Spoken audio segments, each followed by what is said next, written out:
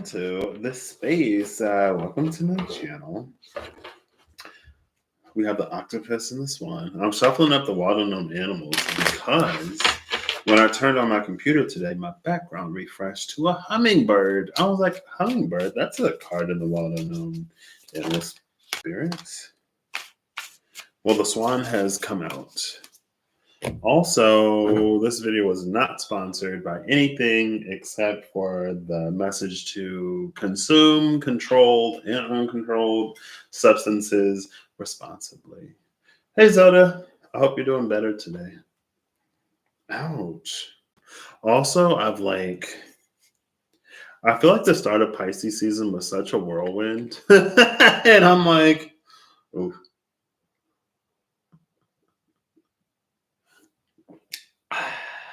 I'm glad to hear you're doing better. First, I was like, ooh, this is a lot. I was like, Pisces season ain't even started. Oh, it did. I was like, we ain't even a full degree into Pisces season. What is this foolishness? And it's interesting how it's like there were dreams that I had years ago. And I feel like there were dreams that I had years ago that made sense then that are really making sense now. Where I can see it.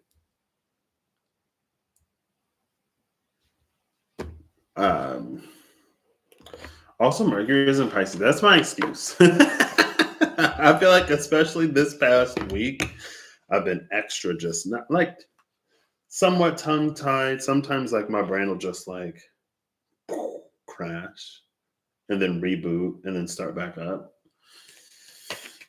And now Mercury is officially in Pisces, and I feel like I can blame Mercury in Pisces because my Mercury is in Pisces retrograde in my 12th house. So, understanding and surrender. I'm using the Whispers of Lord Ganesha today because I want to, and also because it's been a minute since I used them, and I feel like I wanted to use them recently. There has been a confluence since Pisces season.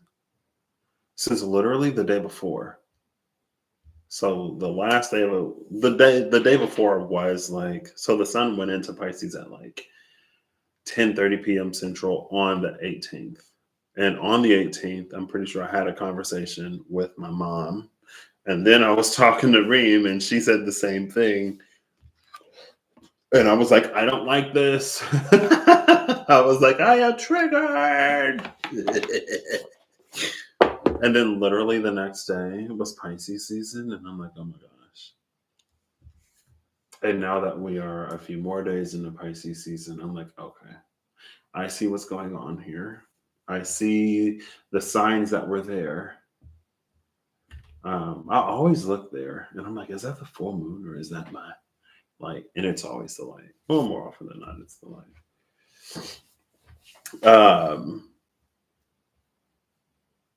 And so Sun is in Pisces, Mercury is in Pisces, Saturn and Neptune are in Pisces. The Sun may be catching up to Neptune, could be me seeing, but also passing Saturn.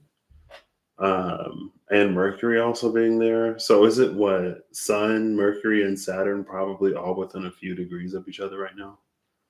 Because Saturn would be early Pisces, Neptune is pretty late. But I don't, my iPad is still dead. I don't have my time nomad. So the exact degrees, I don't know. So I was triggered and then stuff started happening and I'm just like, what the freak is happening? Like I said, yesterday, I feel like I'm just driving down the road. There's stuff going on in my car and there's stuff going on outside and glad that there's metal and glass and whatever, that boundary, that barrier. But today I'm like, oh. And it's interesting because Holly mentioned that there were some throwbacks to 2020. And I was like, oh, see, this is an energy that came in the beginning of the year in 2020. Now here we are again. I have similar questions as I did the last time, or a similar lack of understanding as I did last time, besides people being people, but also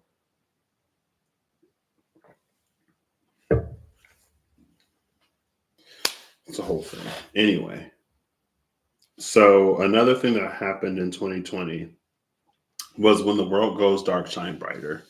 That was like the thing I was on here. Like when the world goes dark, shine brighter. Even like since then, I feel like it's been within the past year. Because I was like, all you have to do to appear brighter is to maintain a certain level or the same luminosity. Because when the things in contrast grow darker, that contrast, like you just appear brighter. You don't even have to do much. But today slash last night into today, so I met a friend and I caught up with a friend very briefly the second day of Pisces season. No, no, it was that same day. It was the same day. I caught up with the friend that first day. It was wild, but I caught up with a friend in the same day. The one who sent me the friend request last night, the one who I haven't seen since I graduated.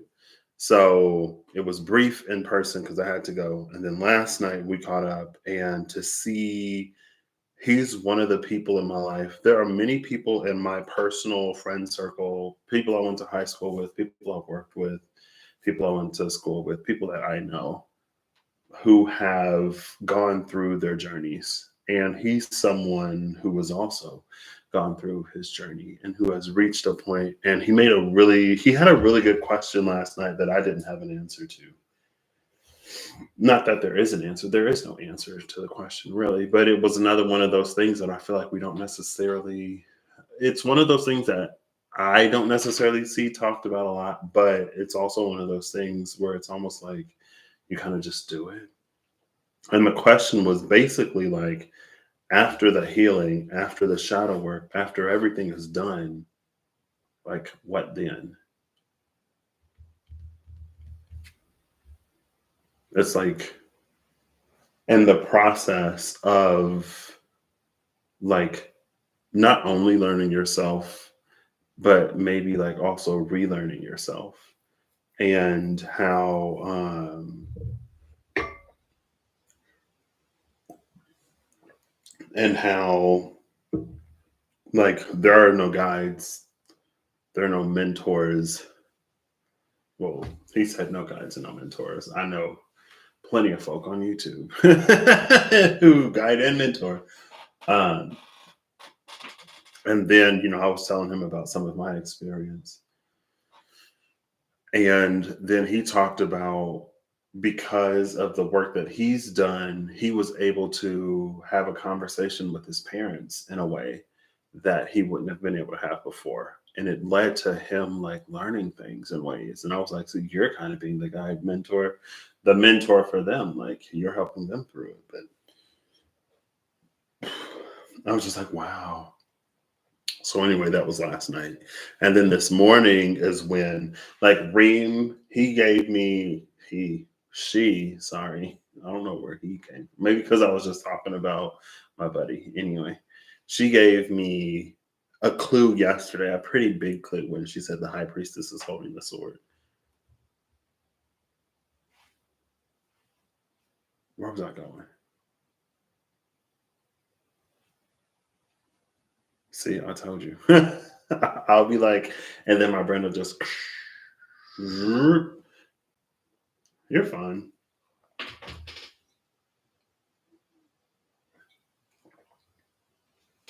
Yeah, I think I saw you mention yesterday that you would be looking at places. Um, so it's fine, Zelda. I hope everything's going well. Well, I hope things like go well. That whatever you're going through in the hospital, you come to a speedy recovery, and that you'll find a place. Um, so She gave, after she triggered me, she gave me a key yesterday. Stuff happens today. And I'm like, I get it. I see it now. And again, it's almost that part in a smaller way. I feel like in 2020, it was like huge. But here it's almost smaller, but the particular scope is smaller. How do I say this? In 2020, it felt like it was one thing that was a lot of that one thing. Now, that one thing is smaller, but there are many other things that are all sort of like reflective of the one thing. And then after that realization, it came back to mind when the world goes dark, shine brighter. Because that was the thing back in 2020. But now it's almost like you'll be seen. And it's like, ooh, my little my little Chiron and Leo said, ooh.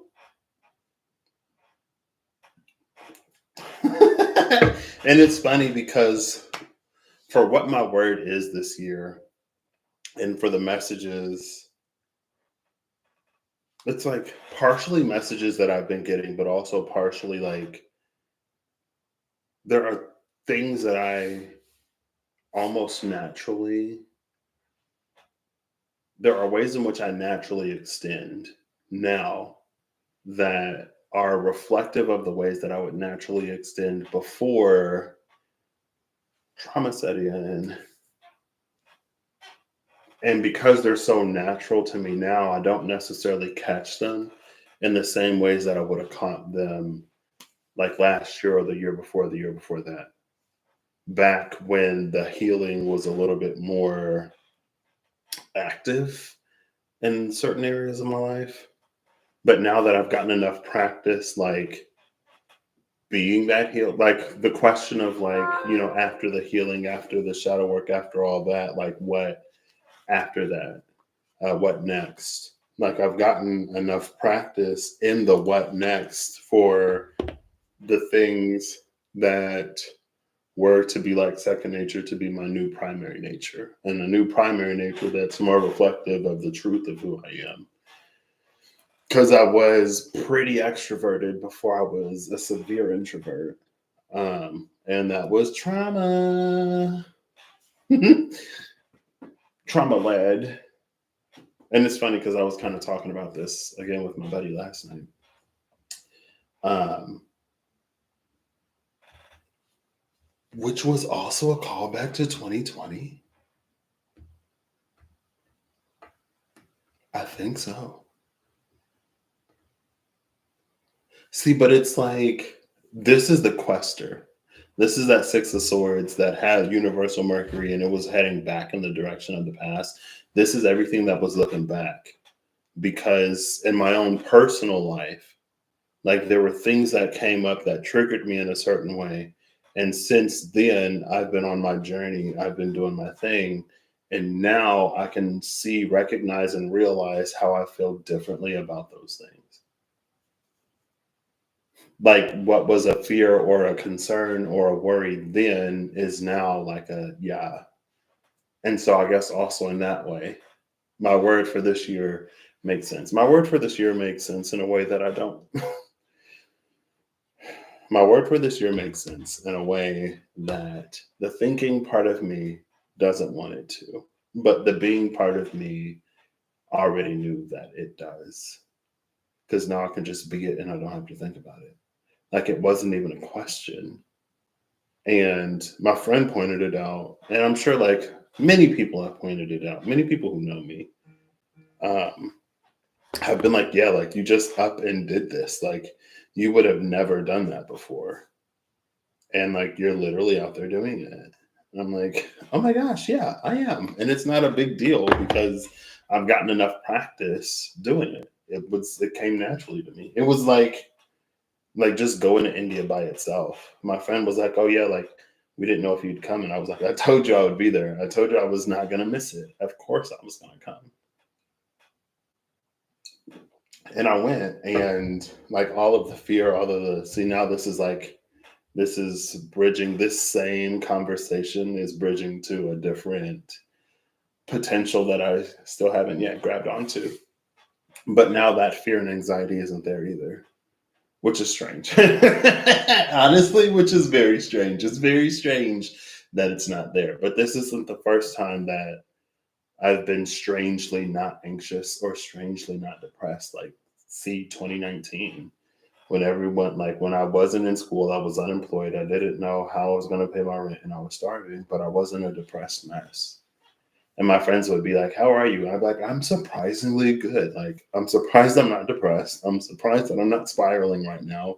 I'm probably in the most precarious situation of my life with no tangible, no foreseeable means of sort of getting out of this."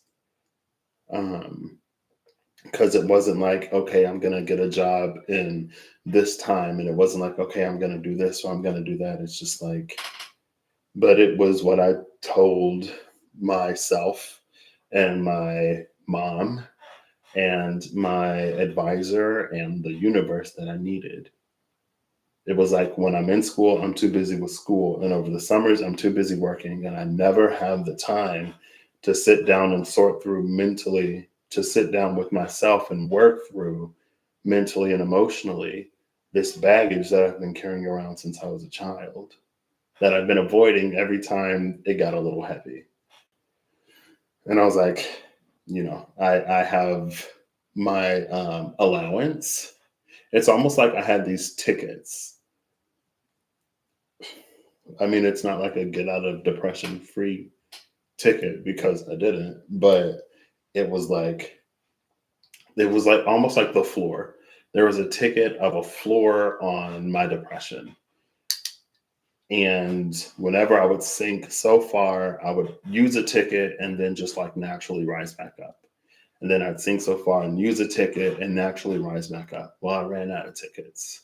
So I sank to that point, and then I kept going. And I was like, for 2 days, again, that was the first time I had ever been in an apathetic depression. It was the first and last. Because after like 2 days, when that broke, I was like, if I ever go back to that place, I'm not going to survive.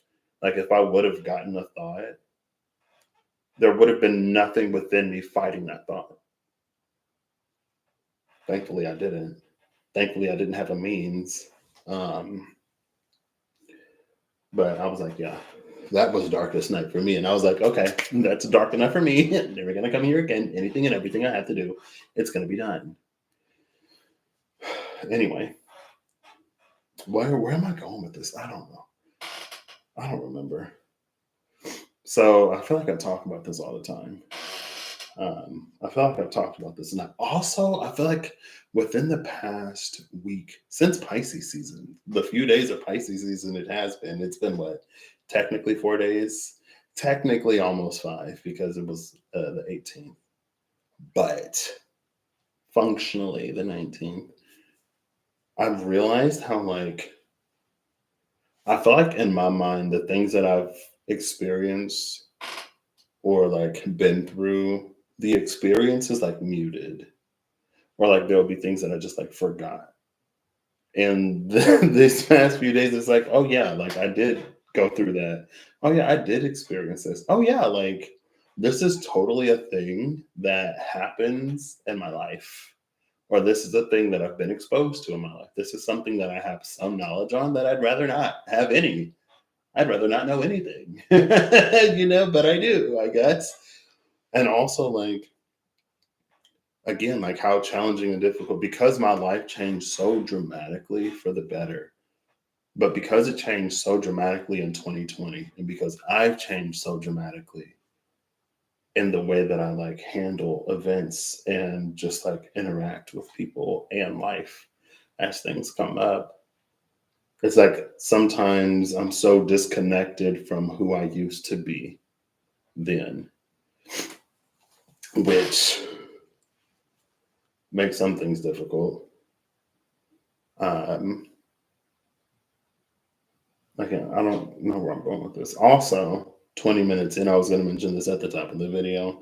In the Spirit Keeper's Tarot, the Queen of Swords, the Scarlet Shield, is a masculine energy.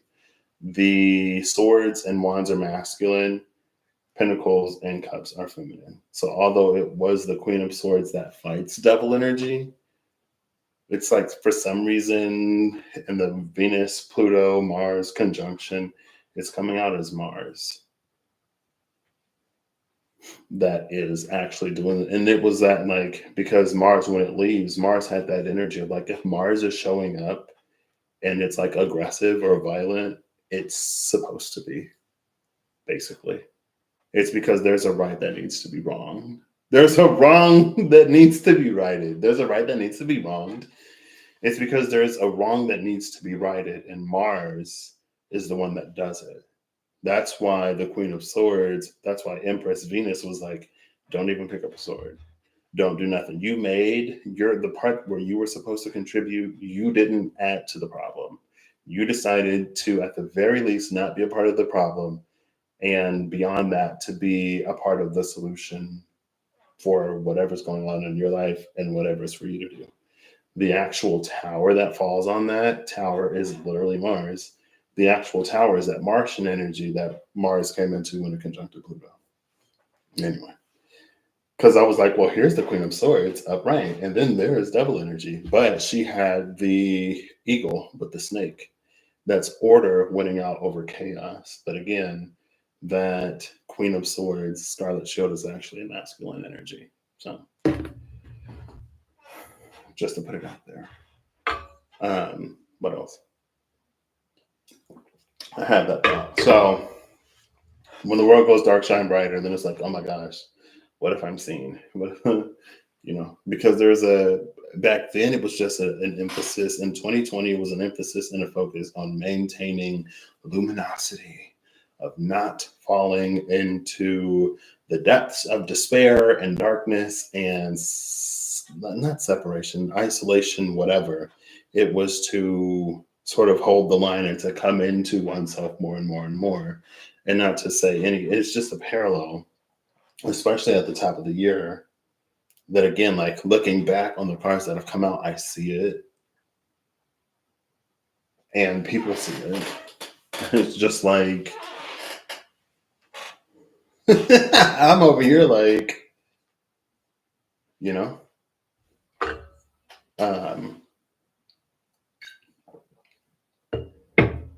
but it's also interesting because, like I said yesterday, with me allowing myself to be over the things that I'm over, there's almost this soft allowance that I'm falling into. And as I fall into this soft allowance, I become open. Hey, David, how you doing? I become open to more and more possibilities. I become open to moving in different directions. Some of these directions are supported by other things within the past year that have been coming across my radar. Like, there's a desire that's been building up within me. And there's this other thing that is like, there are a lot of, let's call it like space debris, right? Let's use the sun, because binary, I don't even know what to call it, because it wouldn't be a full moon Virgo. It would be this like binary Pisces, Virgo, sun in Pisces, sun in Virgo like thing.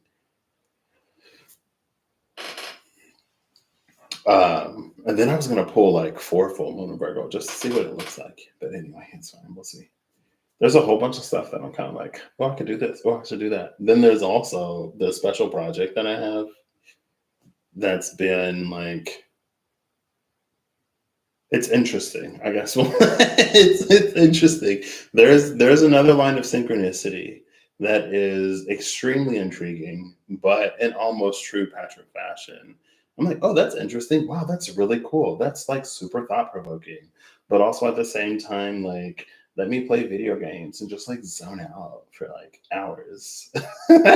You know what I mean? Like, I still haven't read that book that I really want to read, but that's because like When I'm not working now, I can catch up on video games and anime and Netflix and YouTube and everything else that isn't reading a book. And then there are also dreams that are related to that are sort of like taking on a new context or taking on a new meaning. And when I first had these dreams, I didn't like I had there are dreams that I have that it's almost like one story that is told across multiple dreams across literally years, dreamt in like almost dreamt out of sequence.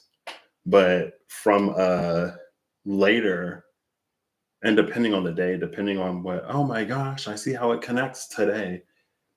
Sometimes it's like, oh my gosh, like they were all connected. This is like a dream told across multiple dreams over years and whatever. And so it's almost like when I had the dreams at the time, yes, they meant something. Sometimes they did, sometimes they didn't. Or sometimes it's like, I have a feeling like this is significant. I don't know why, and I'm okay with that. Let's see what's new on Crunchyroll today. um, and again, like that leads me back to the triggering. My mom likes to say that the Bible says warning comes before destruction. Sometimes the destruction is the destruction of the ego, or the destruction of fear, or the destruction of, I don't want to do this, I would never do that. And then it's like the warnings are just like things to like almost like draw my, for me personally, because I am a creature of intrigue and curiosity, and also simultaneously sometimes a creature of like, I don't really care. Because I hold that duality of like either being interested in something or just like completely like not for me, doesn't really matter to me. Honestly, I've never been curious, I don't really care. But the learning part of me like still loves to learn. But if again, anyway, so it'll be intrigue, it'll be curiosity, it'll be things that I see that make me feel a certain type of way. It'll be a lot of stuff to get me to drop my resistance to actually think about something in an arena or in a space that is so far removed from reality that the fears of like, what would this mean, or the need for a logic, or like how would this actually occur, like it's so far from that it's not even a part of the conversation. So then I just get to like explore it, you know, because like, oh, it's not happening, it's not real, and then it's like more, and then it's more, and then it's more, and then it comes in real life, and it's like I could be real old stubborn Patrick Petty and still say no to this, but because I was so adequately prepared to say yes, because I was made ready for this, and because I can see it as something that I want that lies in the zone of uncomfortability, in the zone, in the realm of potential that may or may not happen, the fears and the need for a logical understanding aside, I can say, yes, I guess I can do this. And then I do it. And then I'm like, oh my gosh, I'm glad I did it. Oh, I'm glad I said yes. So shout out to the guides, the guardians, the divine for preparing me. But again, it's like now there's this whole cluster of synchronicity, a whole cluster of potential and dreams and ungrounded feelings that's out here. And then, oh, yeah, that's what I was talking about. It's like the sun. There is this space debris that's out here. And then here comes this sun, and the sun puts everything in an orbit. Now it's like an atom, right? So let's say you got just free electrons just floating out here, or free protons, free nuclei. Electrons makes more sense. And we were just talking about neodymium. So thanks, Matthew. Is this neodymium? I'm kidding. So there's a bunch of like free electrons, just free radicals. There's a bunch of free radicals just floating out here in the cosmic body. And then there's this like this nucleus that comes in. And a nucleus is just like protons with some neutrons thrown in it. And the electrons arrange themselves in an order around the around the proton.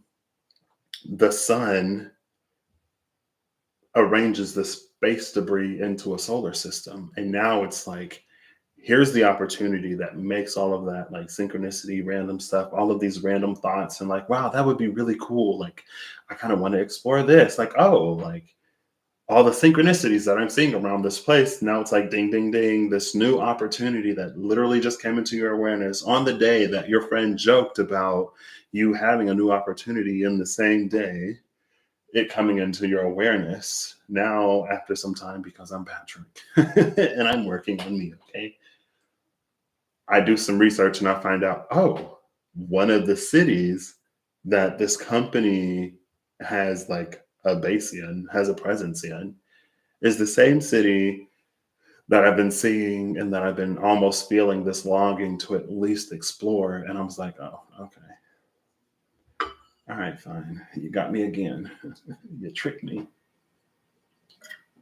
But the interesting thing again is, going back to a previous version of myself, I would have never even considered the move because of logistics and fear, literally because of logistics and fear.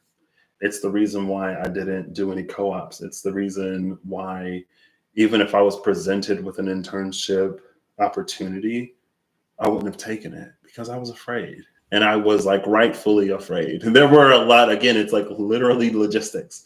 There were perfectly reasonable logistical reasons why there may be a challenge in doing something. But because again, all of these changes that have happened, even if some of the logistics are still true, that fear and the how is this going to happen isn't enough to not even make me like look into it. Because again, like just the thought of being out there would have shut me down for a time before. And maybe in my own personal life, that's the sun in Virgo. That's the Aksunare. That's light and the sun and joy, being in a space that was purely darkness before. I didn't have the capacity to even whatever. That's on one hand. That's in my personal life. And then in the peripheral life is all of this like other stuff that I'm like, oh my gosh, you know what I mean? Anyway, a long time ago, the swan came out again with the rabbit. Bottom of the deck is the sea serpent. Look at that. I'm literally just going to put him back into the deck. But if that means anything to somebody out there you go. Maybe on one hand, that could be how a fear of intimacy, or a fear of love, or a fear of vulnerability, a fear of being seen, has caused one to like Ouroboros, to like retract in certain spaces rather than like naturally expand or extend. To almost in a way shrink. You know? I don't know, anyway. I'm just like, and again, because I was triggered in the ways that I was triggered. Like my number one fan, also today is a very, very, very, very special to me and the world. Because she literally birthed me. You know what I mean? It's because of her that you see me now. So it's my mom's birthday today. Happy birthday, number one fan. I love you. But she had a whole talk with me about, you need to be doing this and you need to be doing that, and you don't need to be doing this because da da da da da da da. And I'm like, yeah, but Patrick. And she was like, yeah, but truth. And I'm like, sometimes I just go like if I were to rebuttal at this point, it would just be to express my not liking that the truth is the truthness in this moment. It's like, yeah, I get it. But again, that conversation happened at a time where it's like, oh, now I see why we have that conversation. Now I see why also. Um,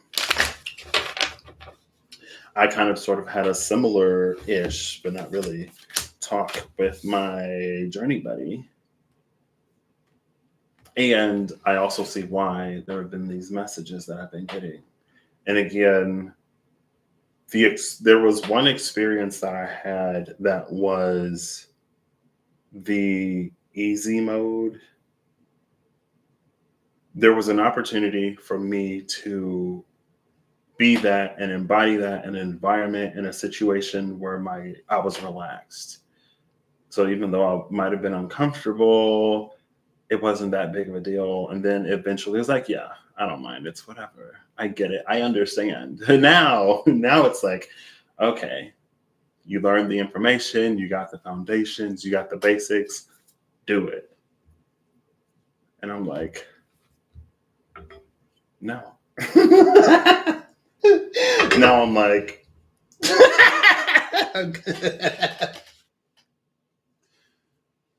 and then I roll my eyes and I'm like, okay, I guess let's do this.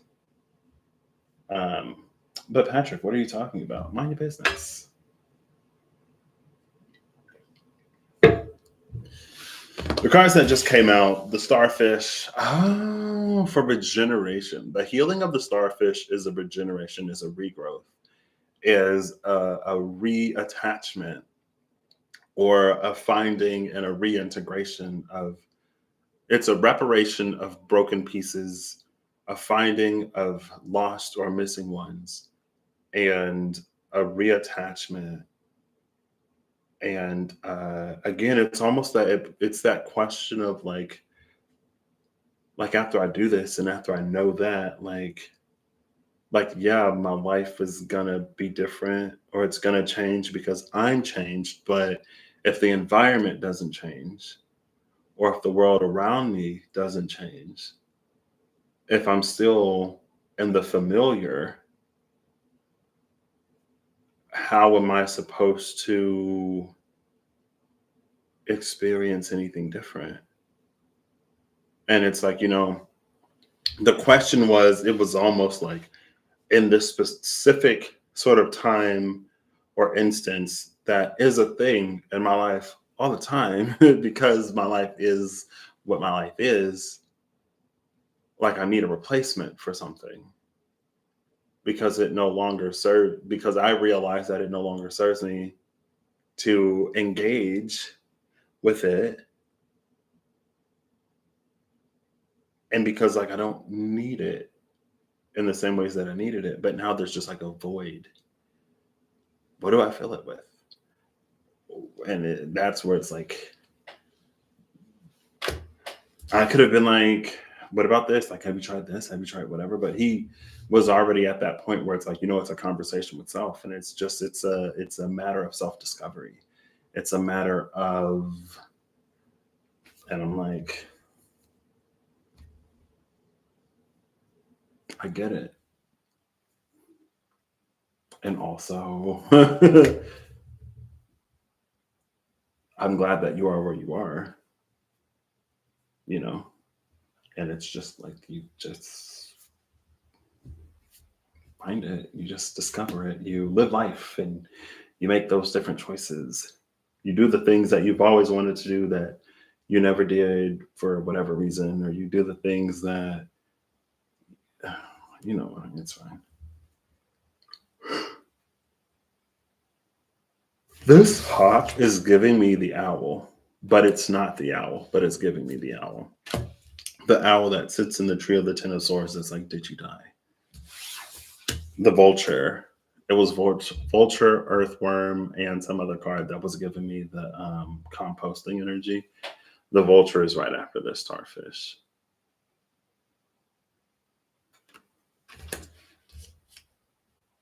The vulture and the starfish is giving me Promethean energy.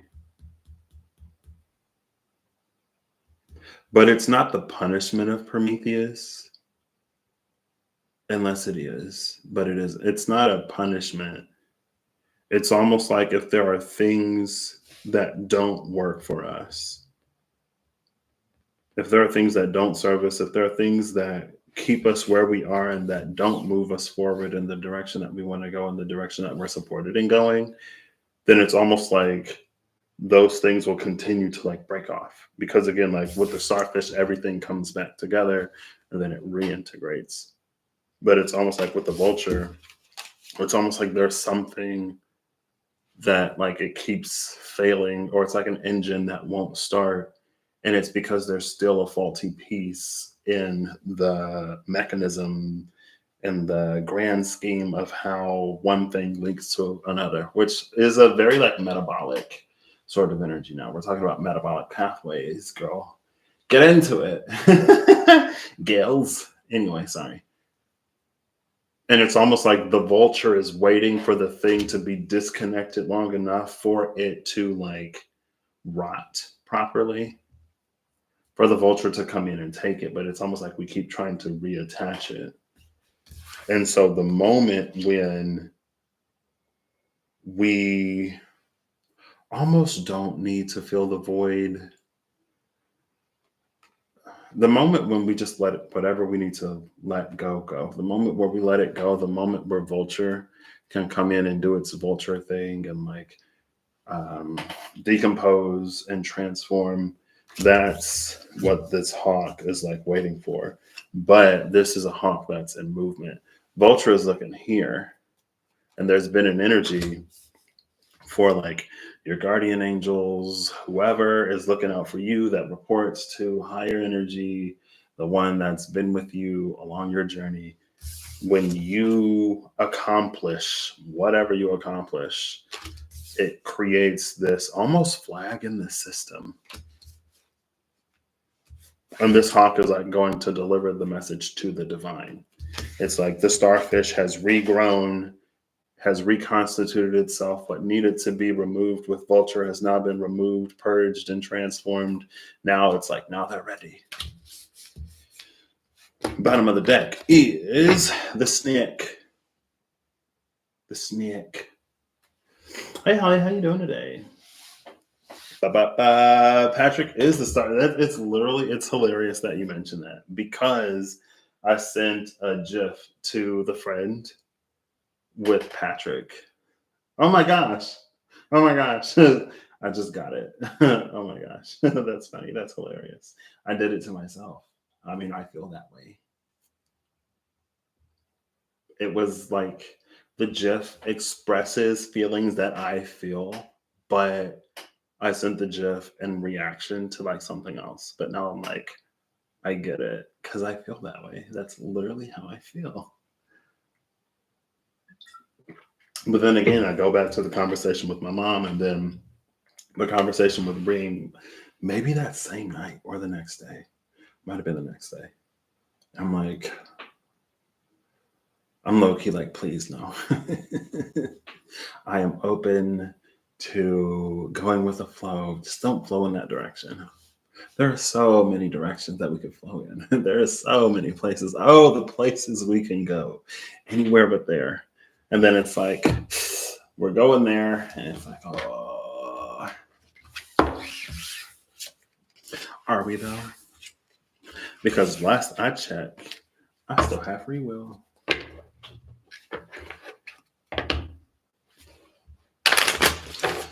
Anyway, how you doing, Holly? But this is neither here nor. I still haven't went to find the hummingbird. I'm seeing all the cards that I just put back in the deck. There we go.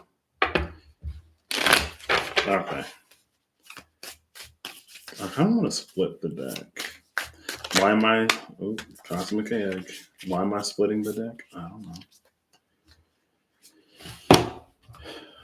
Maybe this is why.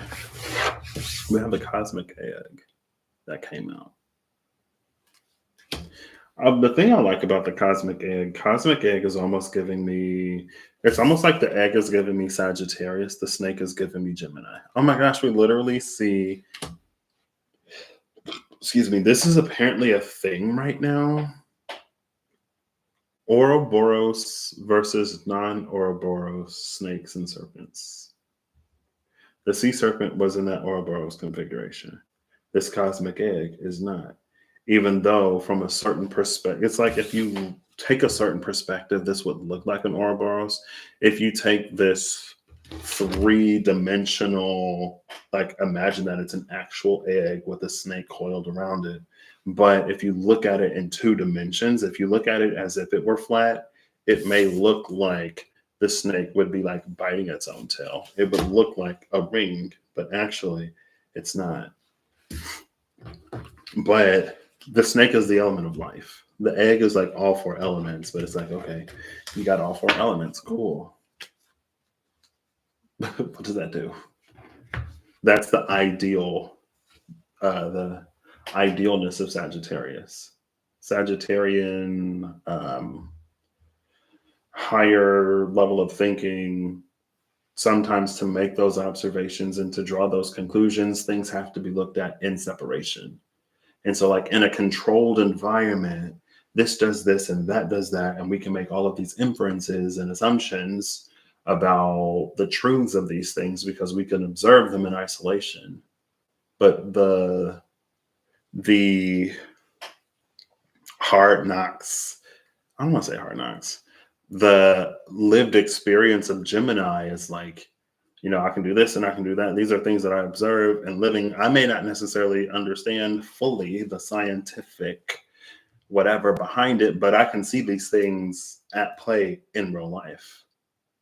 And that's something that the controlled environment of Sagittarius misses, the play in real life, how it all comes together. Because sometimes when things come together, it's like this food or this ingredient is really spicy and this ingredient is really sweet. So when you put them together, you would expect something both spicy and sweet, but there's a compound in whatever is sweet that mutes the spicy. So actually, when you put them together, it's just sweet. And then the spice, instead of heat, it's like you get all the flavor, but none of the heat type thing. And it's like, that's something that Gemini would know because Gemini combines them all the time. Gemini maybe never eats these things separately. So Gemini doesn't know that the thing that they add for flavor by itself is like very spicy. It's very hot. Sagittarius would know that because Sagittarius has studied it separately. Again, it's where they come together. The snake is the element of life that gives the four elements context, that almost gives it meaning because we live real life. You know what I mean? Anyway. Heading to a dinner invitation. Safe driving. Enjoy your dinner. Okay. So I love this. That's why I love this. Okay. I'm going to take this one for this, and we're going to take this one for this. Bottom of the deck is positive outlook. Love it. Ooh.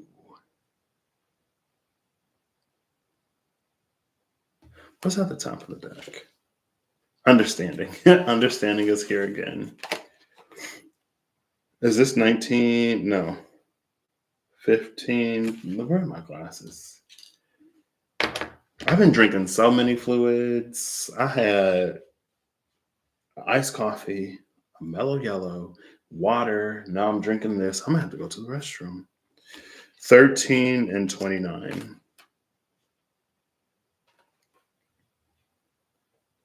13 is death.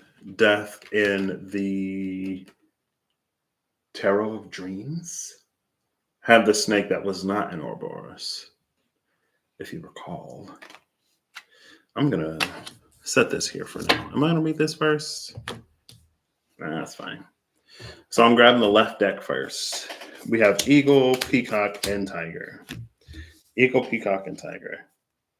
I love Eagle and Peacock because these are both sort of like the masters of their domains in their own right.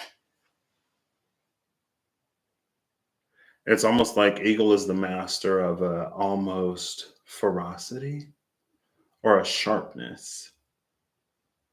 And the sharpness, it's like it's keen of sight and quick in action, and it rarely misses, if ever, and it's always on point.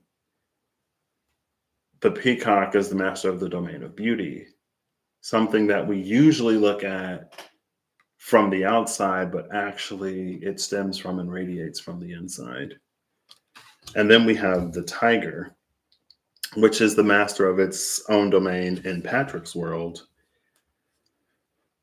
The tiger in Patrick's world is the master of the domain of strength. And it's like, because there's the lion and then there's the tiger. The lion, it's almost like the lion is strong, but the lion is not so strong that it's going to upset the balance too much. Like it's the king of the jungle. Nothing that lion does is going to upset the balance. But in Patrick's world, the tiger is stronger, but if tiger were reckless, it could destroy an ecosystem.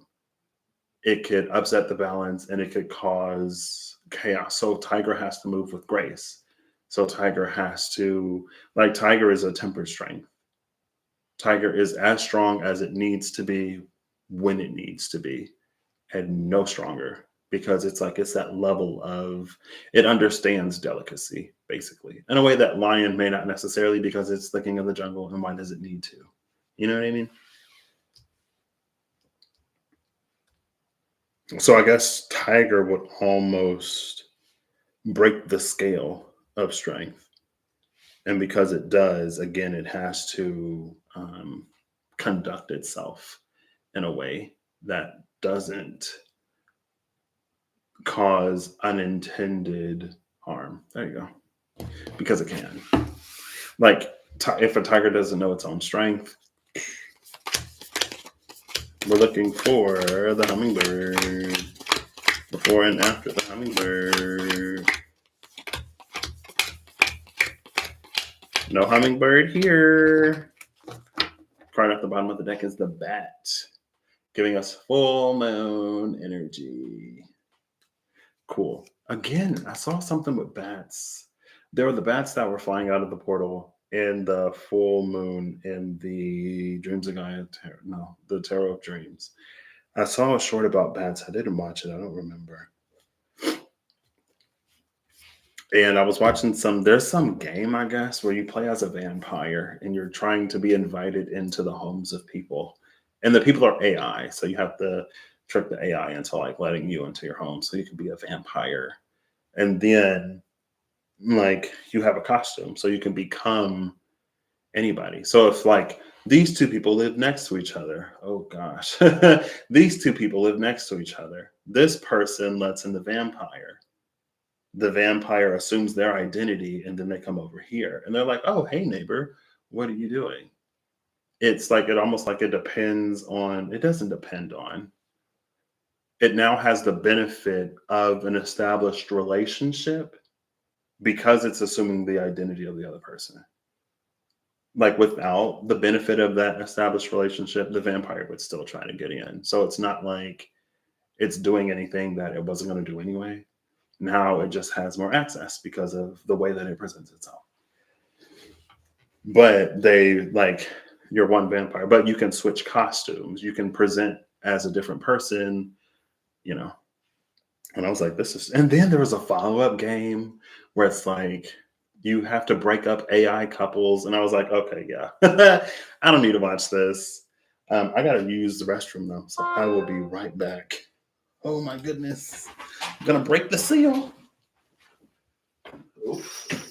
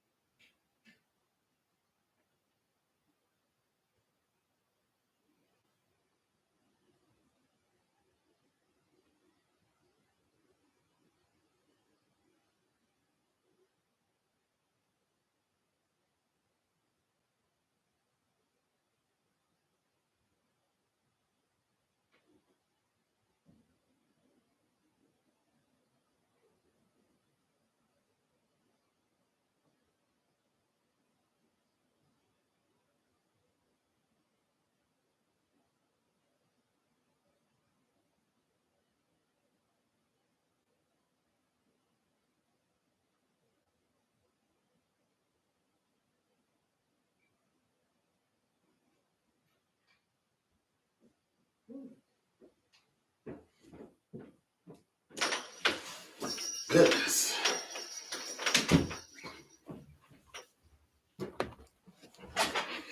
Cool.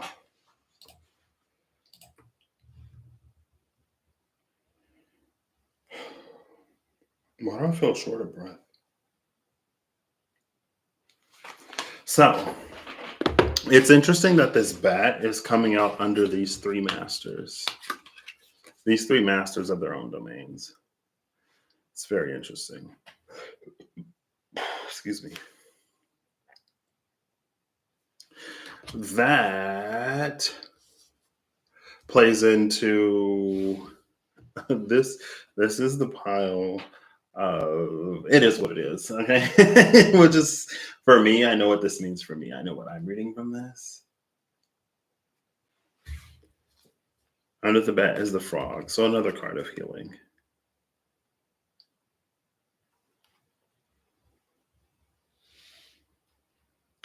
Yeah, this energy is what it is.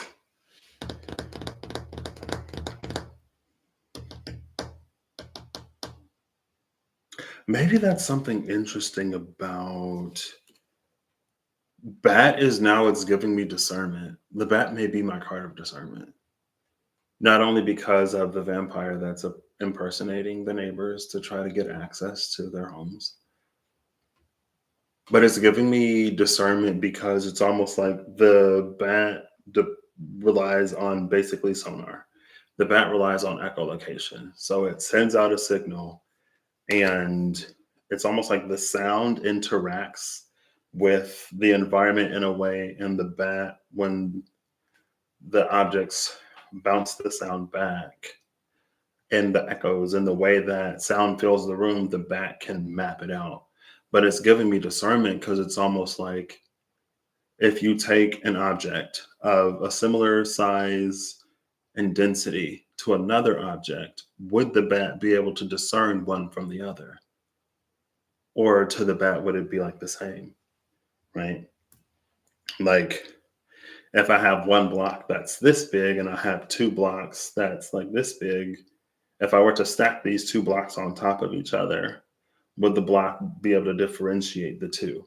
Ultimately, it's like for what the bat needs, it wouldn't matter. It's almost like it's information that wouldn't necessarily be relevant to the bat anyway, because that's something that the bat is just like trying to avoid. It's not food, it's not anything that the bat is interested in unless it markets itself or tries to present itself as something that the bat would be interested in. Then it's like, would the bat have the discernment to differentiate one of these masters of their domain from anything else?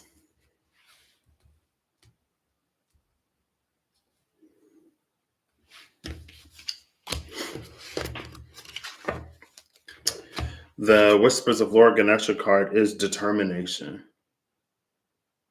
Now, I could read determination in the way of like, would the bat be able to determine? I could use the word determine instead of differentiate, instead of discern. Because the root is here,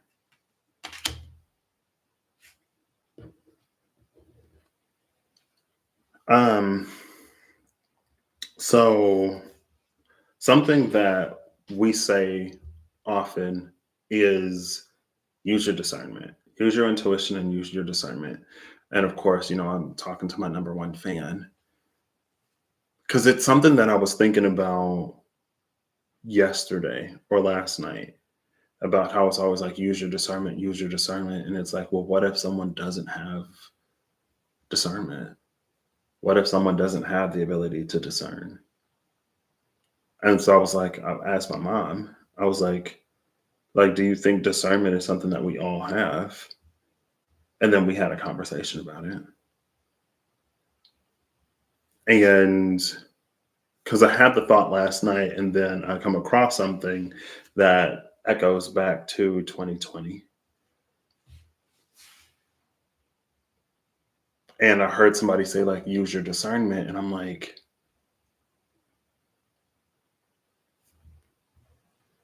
And it's not, maybe it's like the strength of the ability to discern. But what if someone doesn't have the ability to discern? And the red in this determination card, it's giving me like root chakra. Because then I asked her, I was like, well, if someone has a personal relationship with the divine, then would they like have discernment? Just in the way of like, it's like, if you know me personally and you hear something about me, you can ask me rather than just assuming that it's true, because this is someone who claims to know Patrick and this is what they said about Patrick. But like, if you know me, you can be like, hey, Patrick, I heard this about you. Is it true? And I can either be like, yeah, or I can be like, no. And so that's why I was like, if there's a personal relationship, then can you just like ask? We didn't like finish the conversation. I don't think.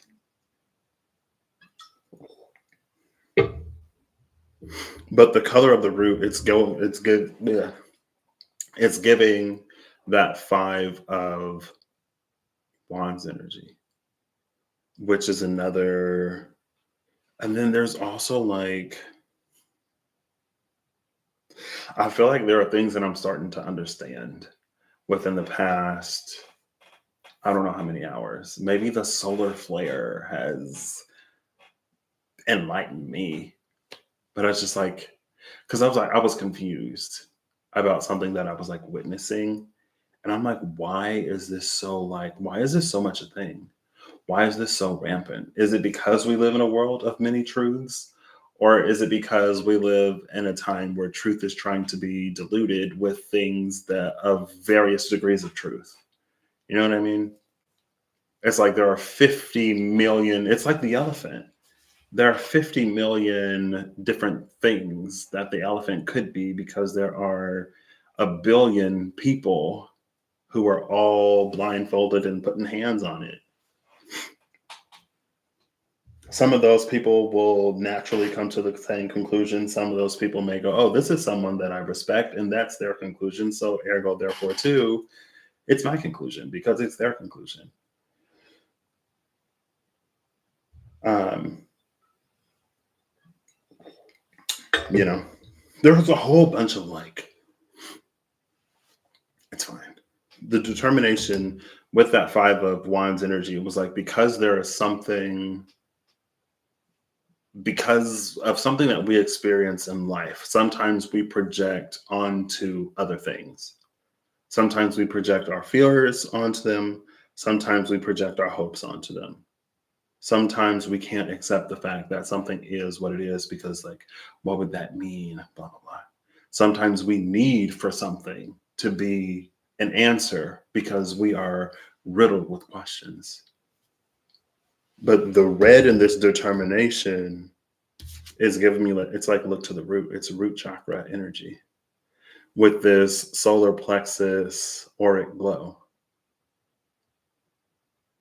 But it's like, it's the root. Meaning, like, what is our foundation within ourselves? If we don't need for something to look or appear to be a certain way, it becomes easier to see it as it truly is. And that's determination, like the ability to determine something. Determination is also obviously like, it obviously has the other meaning. But because I asked the question, and because the bat was like giving me the energy of discernment, and because the frog is here, the frog is like cleansing and it's healing, but the rain feels like tears. It's almost like it's very, again, little red into the woods. And I know things now that I'd never known before. Sometimes we learn to discern. And that's like the heavy aspect to that energy.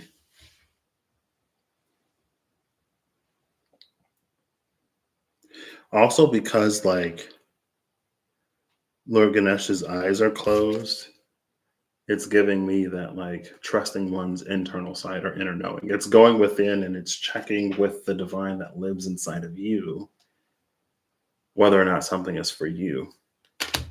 And like just because it is or isn't for you doesn't mean that it is or isn't for everybody else. I think sometimes, and I could be very guilty of this, I try to be mindful that my experience is my experience and other experiences are other experiences. But sometimes in general, we can assume that like we can sometimes more easily assume that just because something isn't for us or wasn't for us, that it's not for someone else either. Or just because we can't or we don't know anyone who is able to do whatever, we assume that it's like it's for no one. Like, well, the smartest person that I know couldn't figure this out, so it's impossible. And then someone's like, I think like the answer is whatever. And you're like, well, the smartest person that I know, who's definitely smarter than you, doesn't know. So I don't think you know either. And it's like, girl, well, maybe it ain't for the smartest person to know. You know what I mean? But it can be easy to be like, and then it's sometimes it's like, it's fine. It is what it is. Um, what's for us is for us, and what's not for us isn't for us. But then maybe that falls into the like have confidence in yourself of yesterday. So on the other side, we have the scorpion, the snake, and the dragonfly with that hawk. The hawk and the whale. Ain't no valley low enough. Ain't no river. Ain't no mountain high enough. Ain't no river high enough. Okay. The scorpion, the snake, and the snail. Not the snail, excuse me. The scorpion, the snake, and the dragonfly. The scorpion and the snake is giving me an energy of deception. It feels like the scorpion comes in and stings. We see the snake. We assume that we were bitten by the snake, but in reality, we were stung by the scorpion. If we were to look at the bite, we would see that there's only one puncture site, one puncture wound that's there. Now, if we are so convinced that the snake is what bit us, we will go, oh, well, it was a one thinged snake. It had to be a snake that bit a rock and broke one of its teeth.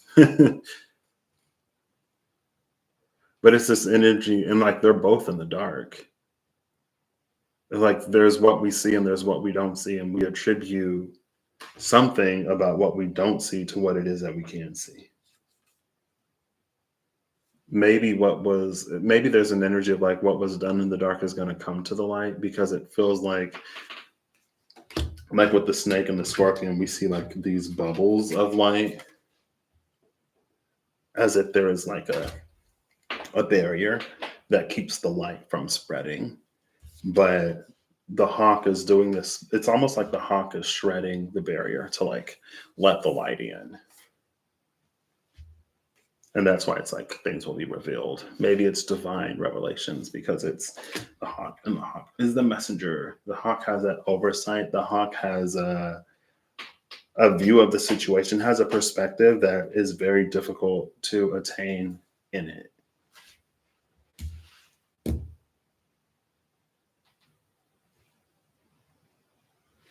Dragonfly. I'm like, hold up, wait.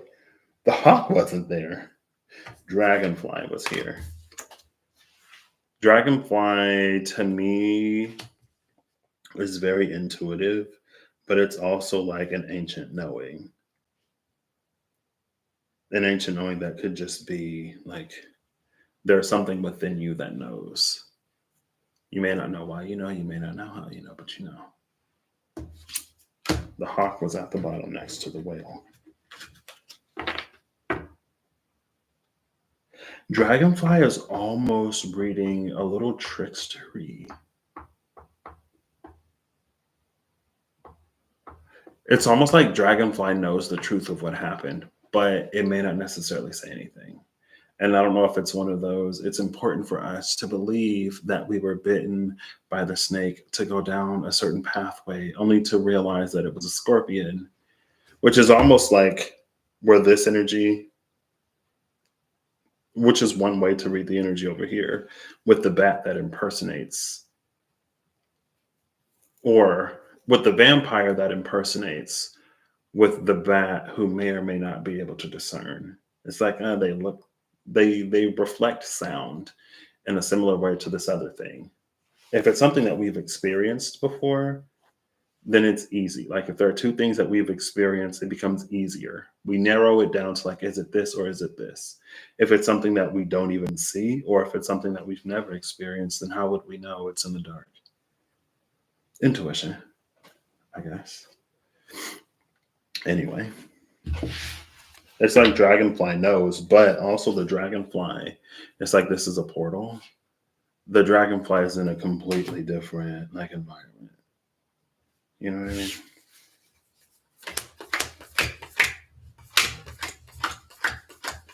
We are looking for the hummingbird. Wouldn't it be hilarious if the hummingbird isn't here? Here it is. Oof. Oof. We got the oyster and the nightingale. This is almost like I'm about to say something.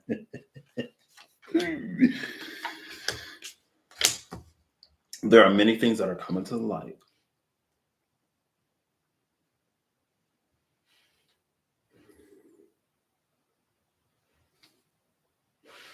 I'm just like moving these.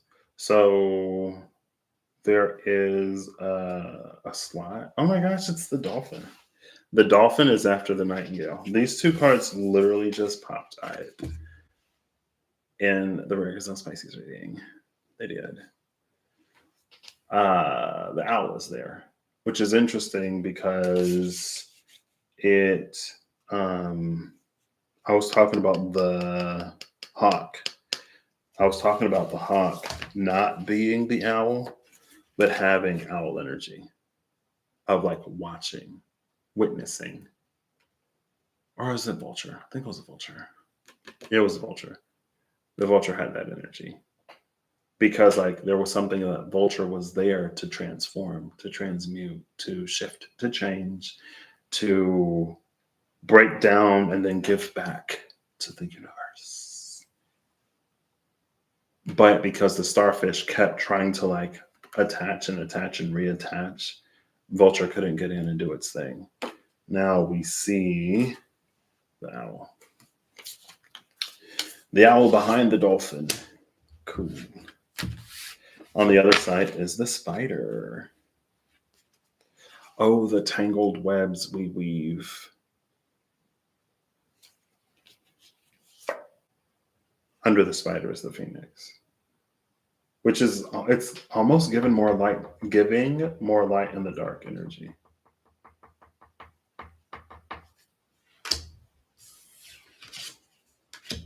It's almost like I'm looking at the colors.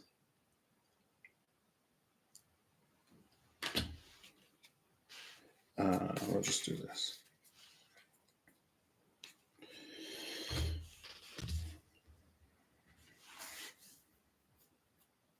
I don't know if this is an intentional part of the deception or an unintended consequence of it. Because it feels like there's some kind of like beautiful truth or it feels like there's an understanding of the workings of things or some kind of beautiful whatever that's hidden. It's like it's unbound in the spider, but we see it in the snake. But the snake is what we're blaming, or the snake is what we're attributing some kind of discomfort to.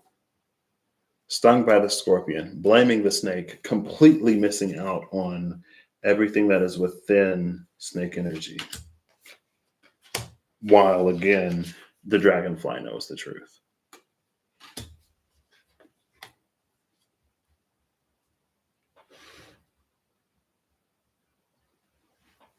Maybe Nightingale's like, oh, I'm snitching.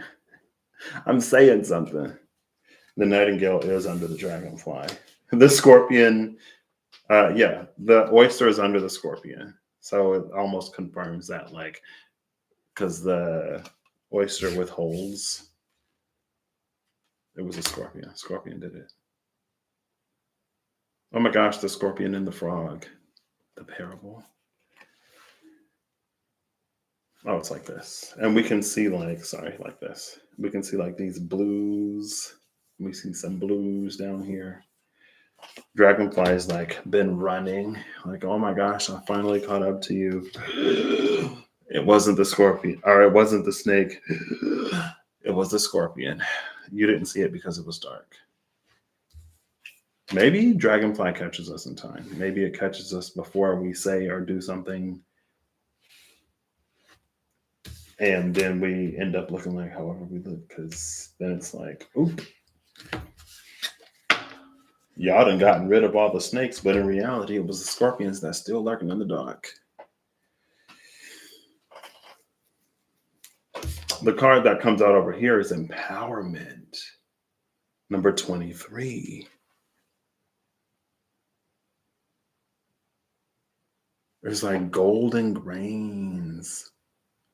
This is hilarious because it was like, they're different plants. I mean, if they were colored, maybe they'd be similar, but it was the hummingbird, and then it was like there was this plant next to it. So if you were to reverse the image, because the hummingbird was facing right and the plant was to the right of the hummingbird, but the hummingbird here is facing left. It was like the hummingbird, and then there were like these plants off to the side. Cool, love it. Empowerment. Knowledge is power, maybe.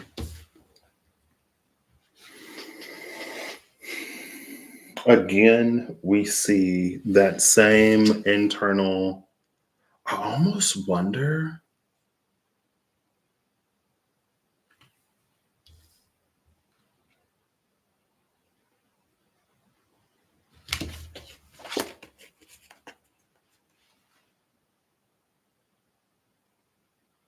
It's like in determination, there's an element of like concentration.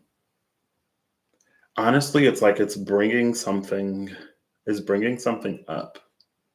It's reaching down into the earth with determination. And then by empowerment, it's like over the solar plexus. And it feels like it's gonna, like, I'm assuming, which is a big assumption because I don't know where this is gonna go. I'm assuming it's like it's something we reach down, we see it like here. So we reach down, right? Yeah, we reach down, we see it here in empowerment, and then I'm assuming like it moves up and we release it. But again, I don't know if that's necessarily the case, because we could bring it up to empowerment and then push it out. It doesn't have to go out the crown. You know what I mean? I don't know. But from empowerment, it's like there's some focusing, some harnessing, some whatevering. And then it takes on this, because we can, again, like we see the solar auric solar yellow, but here it's like radiating and emanating out. The quote that's coming to my mind, the scripture that's coming to my mind is like, let he who is within you be greater than he who is in the be let he who is within you be greater than he in the world. Let he who is within you. Greater is he who is in me. John 4:4.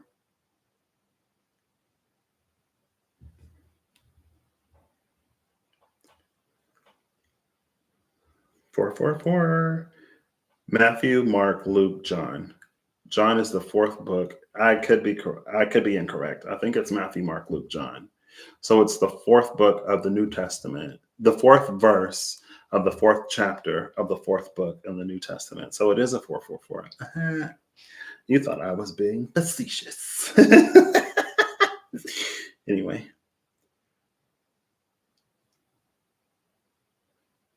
Where's the KJV? I need the KJV.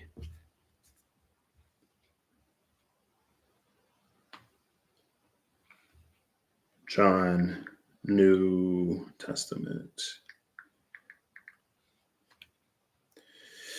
The Gospel of John is the fourth of the four canonical Gospels in the New Testament. So yeah, it is the fourth verse of the fourth chapter of the fourth canonical Gospel in the New Testament. John 4:4. 4:4 KJV. Ye are of God, little children, and have overcome them, because greater is he that is in you than he that is in the world. There you go. Greater is he that is in you than he that is in the world. And it's given me that energy because whatever, like reaching down into the root, reaching down into the foundation to have a good foundation, even if the world is crazy, to have a good foundation. And then, like, this is the auric, solar, whatever energy. It's like here, it's maintained despite all of this red in the world. There, it radiates out. It's like it pushes out into the world rather than it collapsing and being dimmed by the world. When the world goes dark, shine brighter, literally.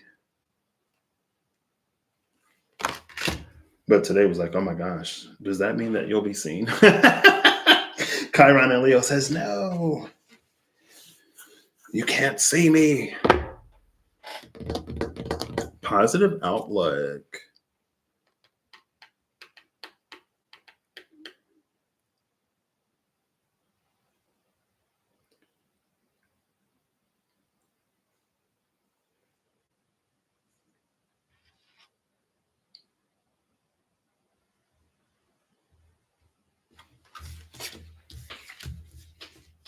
We just like, this is a depiction of Lord Ganesh with many heads and faces, right? And then we see these two sort of like off to the side.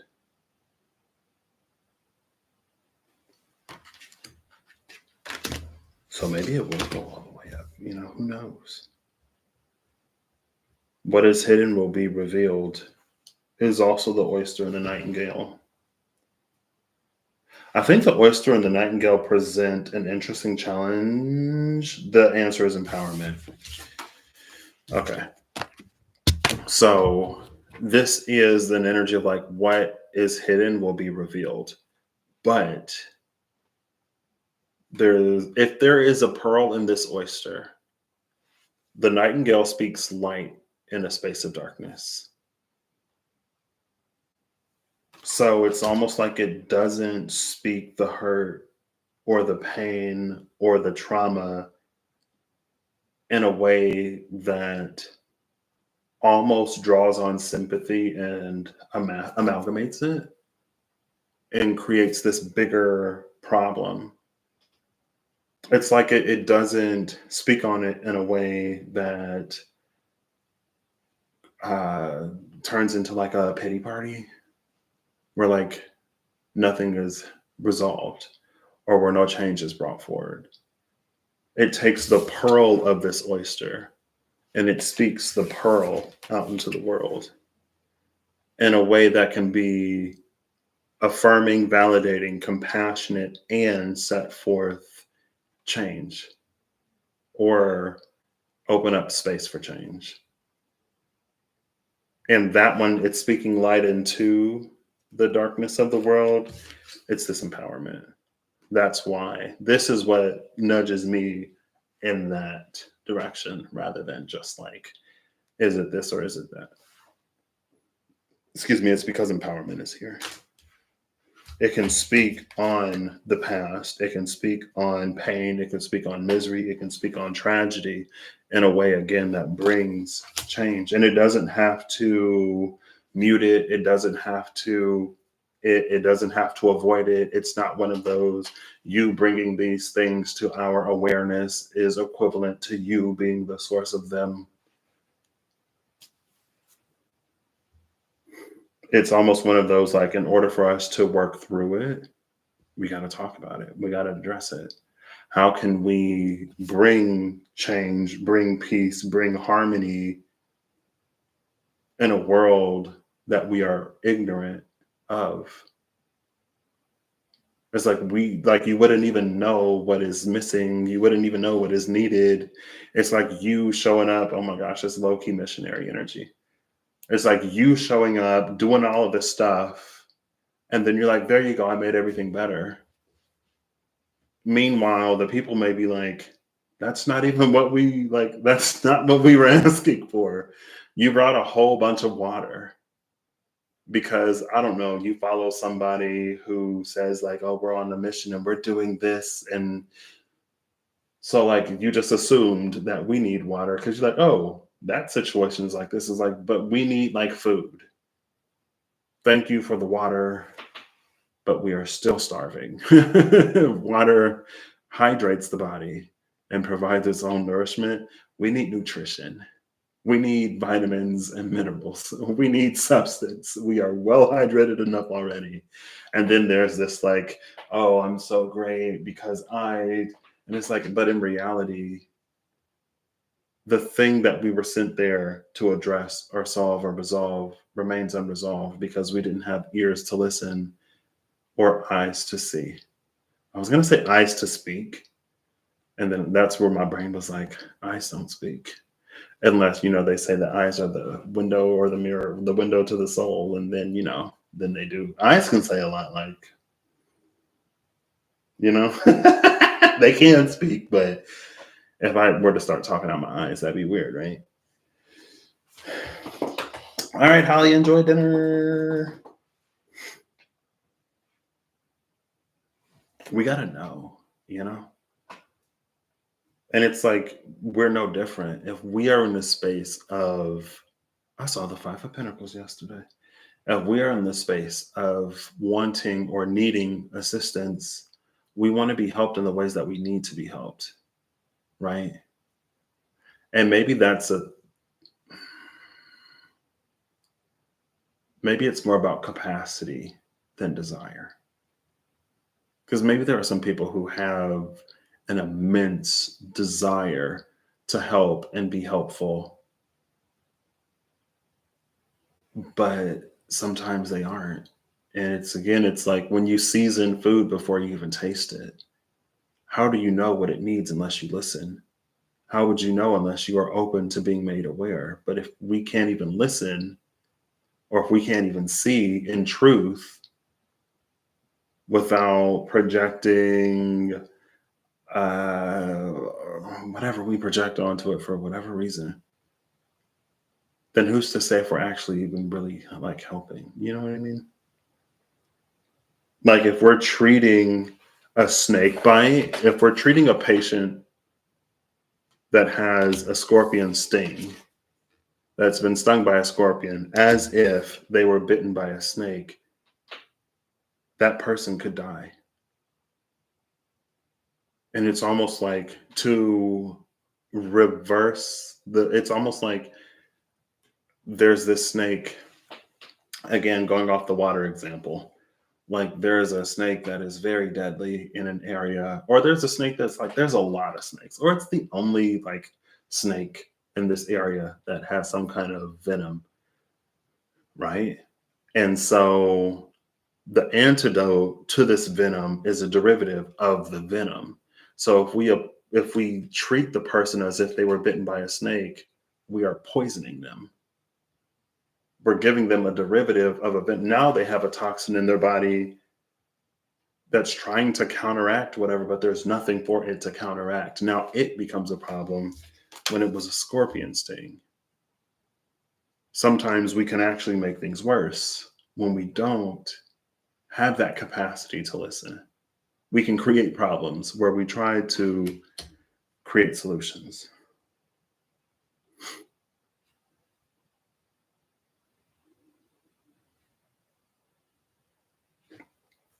But maybe the positive outlook is like, well, your heart is in the right place, it's the thought that counts, and it's the intention. There was actually a doctor. There was a doctor in that video. And then when the vampire tricked her, she was like, this isn't covered by my malpractice insurance or something like that. Because that would fall under malpractice.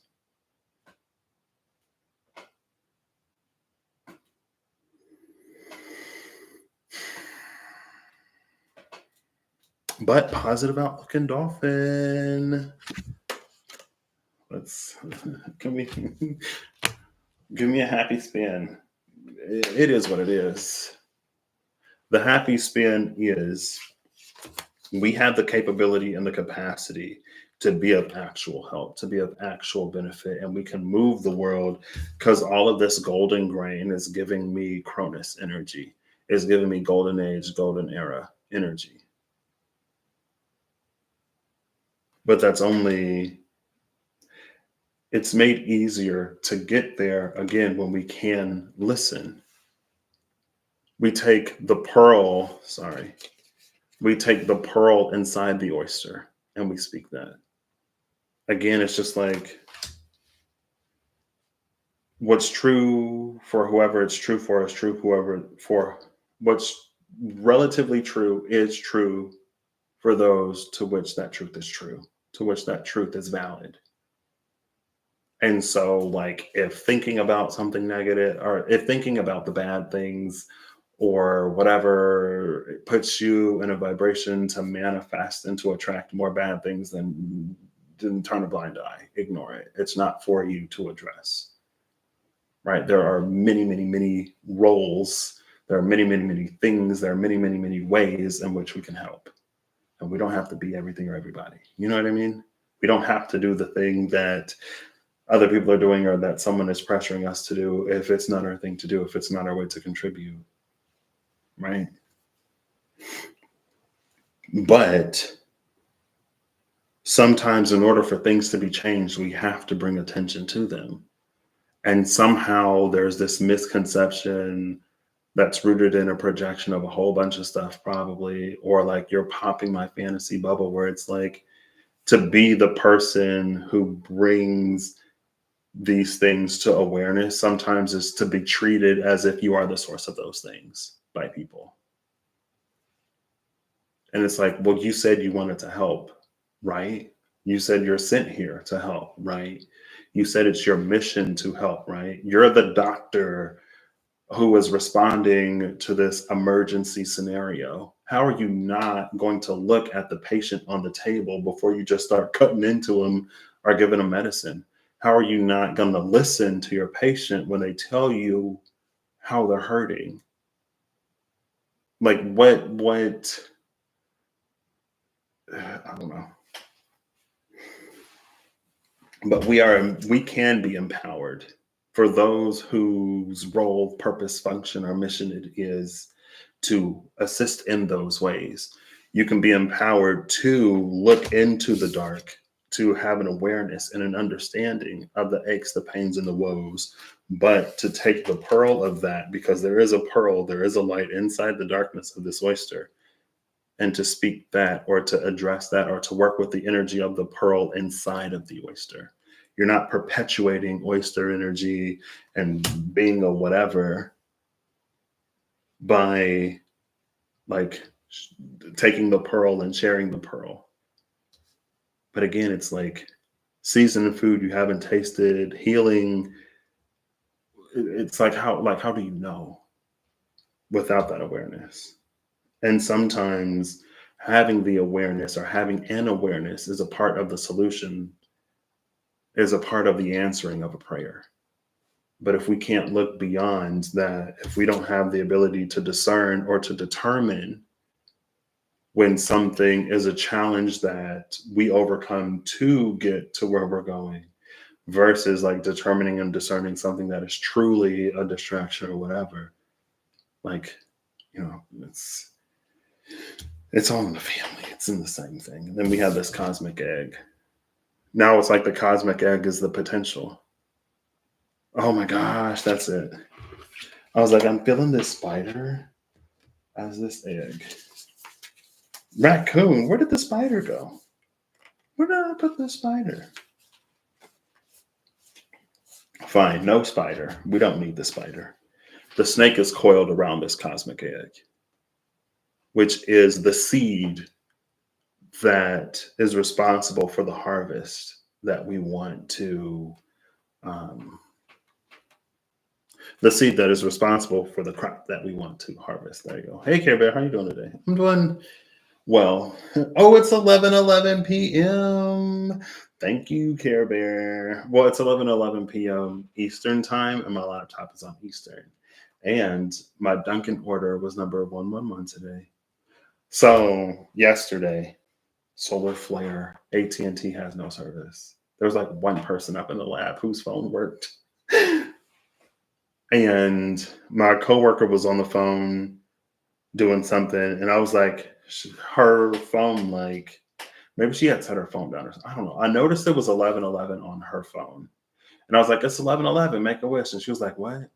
I was like, look at your phone. It's 11:11. And she was like, oh my gosh, this was literally the energy, what, the day before yesterday, the last time I was live. It was the person who was like, it's like, it was not the gene, it was the non-gen wish granter energy. It was that, like, but wish for what it is that you really want, and wish for it in a way that cannot be misinterpreted. So, step one, wish for what you want. Step two, wish for it in a way that cannot be misinterpreted. Step three, get your wish, claim it, right? Take it home, pick it up. So, that did that literally, I think that was the day before. So, yesterday, I'm like, it's 11:11, make a wish. She was like, I wish my phone worked. And I was like, you could wish for anything and you wish for your phone to work. Like, your phone is eventually going to work. Eventually you will get service. And she was like, yeah, I wish for my phone to work. And then, of course, within the span of an hour, her phone works. And I was like, she was like, yeah, I want my phone to work. I was like, okay, you could wish for anything and you wish for your phone to work. And her phone worked. So that was earlier in the day. And then, like, literally within an hour, if even that, because so she was sitting upstairs. I went with a coworker down to get lunch. Or we went, no, I think we went upstairs. We went to go take care of something. And then we came back and she was like, coworker, your phone is working. It was going off. And I was like, oh, she's messing with us. She's playing. But he was like, oh, snap, his phone was working. And I looked at my phone and my phone didn't work. So I turned it off and I turned it back on and it worked. I was like, oh, snap, my phone is working too. And then she was like, wow, I'm mad because my phone's not working. And I was like, turn it off and turn it on. And she was like, I did. And I was like, do it again. And she did, and her phone worked. So I was like, see, you done used the whole wish 15 minutes ago for your phone to work. I guess you got your wish. Maybe if she didn't wish that wish, our phones would have been off for weeks. So maybe I should be thankful that she used her 11:11 wish to make the phones work. But because when her phone started working, we had the same provider. The root of the issue, determination, the foundation of the issue was with the provider. So I benefited from her wishing her wish because we have the same provider. Literally, the whole lab, besides one person who still had service, the whole lab benefited because she made that wish. So maybe it's me and my short-sightedness that's like, wow, you wasted your wish. But my phone worked. You know what I mean? So I take it back. I'm grateful. But anyway, so that happened at 11:11 p.m. And then so we were watching this thing at work and she was like, what are you watching? I was like, they have this trivia thing right now. And like the first person who gets it right wins a shirt, literally a shirt, but it's a cool shirt. Okay. It's not just any shirt and it's free anyway. And so we was over there and she was like, the third one, she was like, she told me what the answer is. And like I told y'all, literally, why did I say that? I think I already talked about this. I think I went live yesterday, right? Yes, I went live yesterday because I talked about the speaker that we had and I talked about how she talked about authenticity. I already talked about this. So, what I didn't mention is that when I got the shirt, the address was 1111 street, city, state, zip code. And I was like, oh, it's another 1111. What was your second wish? So, anyway, there were two 1111s yesterday. And it was just 11:11 p.m. My order number was 111 earlier today, so that's why I brought it up. I don't know if I talked about her wishing for her phone to work, but anyway. Um, so there was all of this gorgeous. Oh, because this is how it came out at first. That's why I didn't see it this way. At first, I was like, if you take a flat view of this cosmic egg, it may look like the snake, it may look Ouroboros, but in reality, it's not. And the snake is needed to warm this egg for it to hatch. It was the spider who got me to see the inside of that snake as something that we can completely miss out on because we assume that it is a poison. We misattribute the sting of the scorpion to the snake, and then we miss out on all this gorgeousness. It's not until now, after I read it, I look back and I'm like, oh yeah, because that was literally the cosmic egg. The snake is protecting the cosmic egg, and the cosmic egg is the seed of the thing that we want. Because we see the snake there, we eradicate it. We crush this egg so that we can stop more snakes from whatever, when in reality, it wasn't even a snake.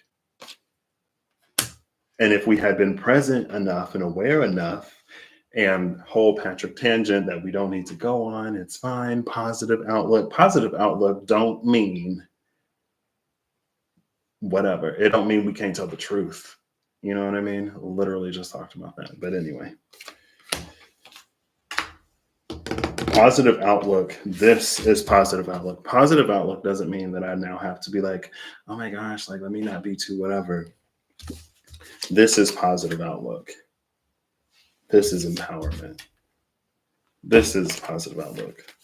There we go. We can speak on this moon energy in a solar way, which may be like, again, this sort of solar auric on the outside energy. But just because we speak about it in a solar way doesn't mean that we have to dismiss the reality that we're in. You know what I mean? Because then it's like, well, again, it's the healer. There's a healing energy. When we heal the ouch, then we come into that 10 of Pentacles, 10 of Cups, gorgeous energy. But if we can't even diagnose the ouch, girl, we just putting, either we'll do way too much and introduce more problems, or we'll do way too little. And maybe that's a spiritual, like, because there's big pharma out in the world, right? There's big pharma. Maybe this is like spiritual big pharma energy. There's all this spiritual medicine and spiritual medication and ways to get through this and to get through that, that don't always treat the actual source of the symptoms. And so now you got all these side effects from all this spiritual medicine you taken, and ain't none of it actually helping you or helping the world, because we're convinced and trained to blind ourselves. Something comes up that you don't want to see, claim ignorance, put on your hood, blind yourself, la, la, la, la, la, until it goes away. And then it'll come back and it'll come back and it'll come back. And it's this cycle that we blame the snake for. We blame the cycle because, again, we don't treat the root cause, the root determination. Cool. Positive outlook, of course, it doesn't have to always be like that. Positive outlook is our awareness is increasing. Positive outlook, not only are we having those conversations with each other, not only are we seeing those conversations on larger and larger and larger scales, also at the same time, more and more and more individuals are having that conversation with themselves. You know what I mean? So that conversation is happening within and without, individually and collectively. That moves us all there. That's the Aquarian ensemble cast rather than the Leonine headliner. Anyway, cool. That's what I got.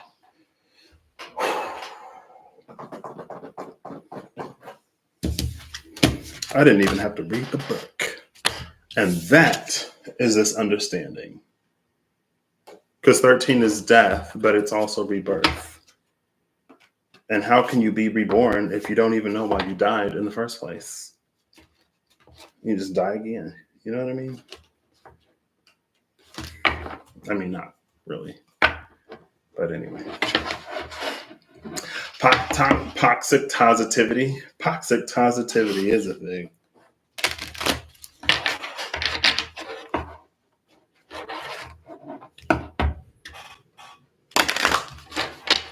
I personally feel that sometimes toxic positive. Never mind, it's fine. We ain't gotta go there because ain't nobody asked. I'm gonna give this a light shuffle because I want to put all the cards back together. I'm actually gonna put these over here And I'm going to put these over here. We're going to mix it up a little bit.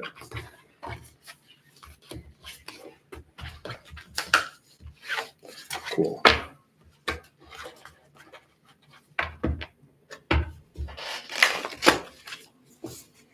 Let's try that again. Love it. Let's try that again. Let's try that again. There we go. Thank you. There we go. Thank you. Are we good now? Yep, we're good now. Let's put the cosmic egg in here somewhere. Do one of these. Do another one of these. Nope, let's try that again. There we go.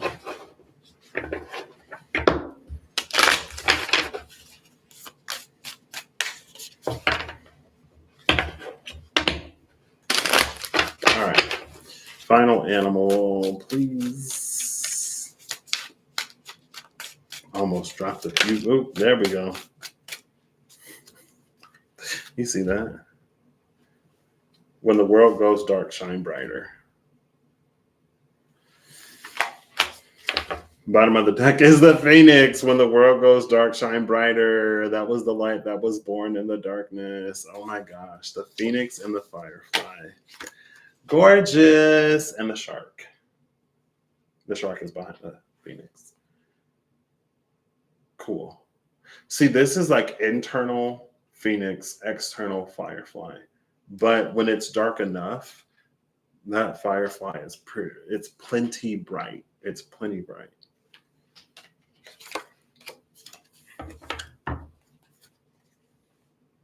Cool. I'm like, where's my deck?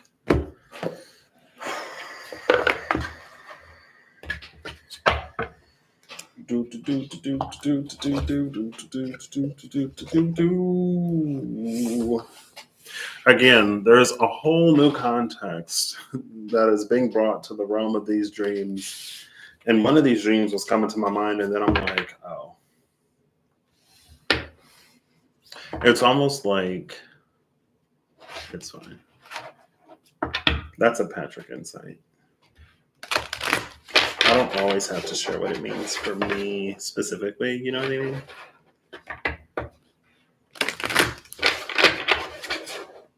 Cool. All right, one more. All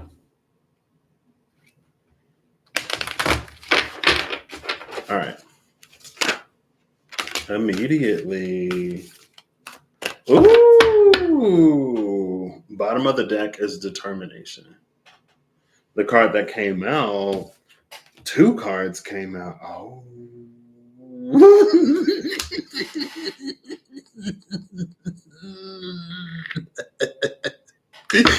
Wow. Hold on, let me catch my breath. Let me massage my heart down my esophagus back into its home. Thank you. Oh, gosh. So the card that came out is energetic movement. 2 cards came out. The card that I saw was energetic movement. I'm like, oh my gosh, I love the energy of energetic movement. Bottom of the deck, like I said, is that determination. The card under energetic movement is enlightenment. And like, you see the focus and the intensity and the gaze of Lord Ganesh in this card. Because in both empowerment and in determination, it was this inner sight. It was this calm. It was this zen. It was this whatever. I was like, energetic movement. Oh my gosh, love that energy. But with the intensity of enlightenment, it's like stuff is about to get done. You know what I mean? It's like, oof. But again, this enlightenment, it's giving me the energy of the positive outlook of the oyster and the nightingale that speaks light into the world of darkness, acknowledging the darkness in the world, but speaking light into it.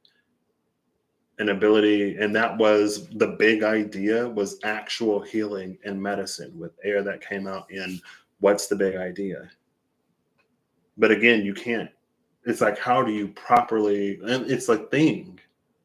It's a thing. There's big pharma. They sell you these medicines that give you more side effects than they actually like treat the problem. And if they treat what's ailing you, you're going to need 5 more medicines to be able to treat the 10 side effects that you got. But big pharma exists in the spiritual community, in the spiritual religious world too. And then it's that same, like, I go to my doctor and my doctors don't listen to me. And because my doctor doesn't listen, everything that they prescribe, everything that they do, like, none of it is of benefit. None of it is of help. But when the world is hurting, we are the doctors. We can be the doctors. And sometimes we're encouraged to be the doctors that don't look, don't listen, that ignore, and then just throw out a whole bunch of stuff, I guess, hoping some of it sticks. And we ain't got to see or hear or witness what it is that we're being witness to. But again, it's like, to truly be effective, you got to have those conversations. You got to know what you're doing. You know what I mean? That's this enlightenment. It knows exactly what it needs to do. And then it's this energetic movement. Now, energetic movement still is from enlightenment. It's disarming. But I wasn't expecting to be looked at so intensely and intensely when I noticed that there was a card behind energetic movement. And then I was like, ooh, okay, cool. From the root to the crown, breaking it down like breakdancing. Get it? Anyway. Thank you, Care Bear and Zelda and Holly and David for being a part of this, I guess. I hope you all have an amazing whenever you see this. I hope you're acting in alignment to make all that you wish to experience your reality. I hope that whatever you need along your path, journey, and way, you find. I hope you increase a presence of an ability to discern and a trust in your intuition. So,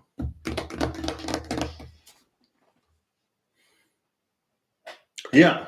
See, and then that's another thing, sometimes you're pushed healing to line somebody's pockets, and girl, it is what it is. But there are, again, like, there are good doctors. There are people who do actually listen, who are attentive, who actually like there are doctors, there are people, there are healers, there are mentors who will listen, who will address, and who will recommend or bring to your awareness less extreme, less expensive options, rather than just trying to sell you the medicine so that the pharmaceutical company will get a kickback, and then the doctor will keep driving that mansion by the lake that they vacation at every other Tuesday.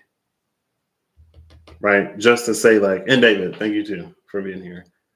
There are some who do listen, and it's not, and then they're like, it's that energetic. I guess it's always an energetic exchange, but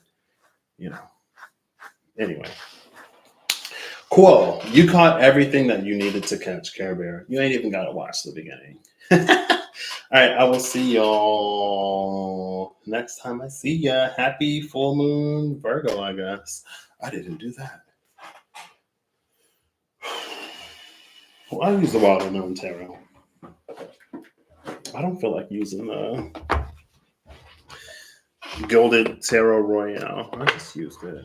Ooh, Ace of Swords at the top of the deck with the sun at the bottom. Okay. I'm going to pull before and after.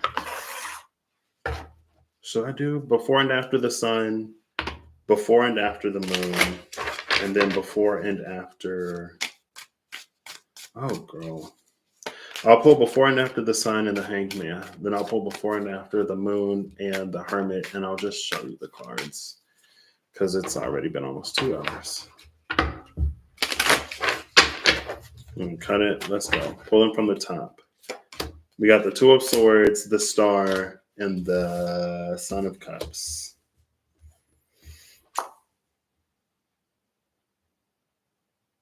Stars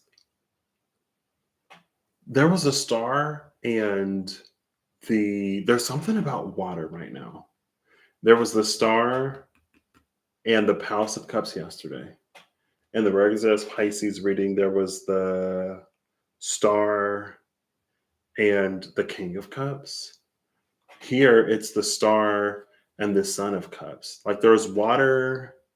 Well, I guess with the star and the Palace of Cups, and with the star and the Son of Cups, the water that comes down from the star, there is a vessel that is ready to receive its waters. Now, it was a whole ocean yesterday with the Palace of Cups.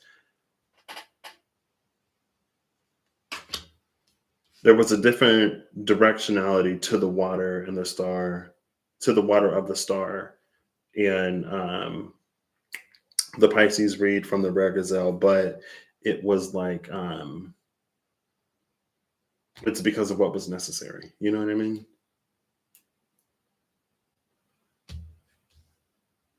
And then maybe that's just the eclipse. I mean, it is what it is. Cool. Sun, moon, hanged man, hermit.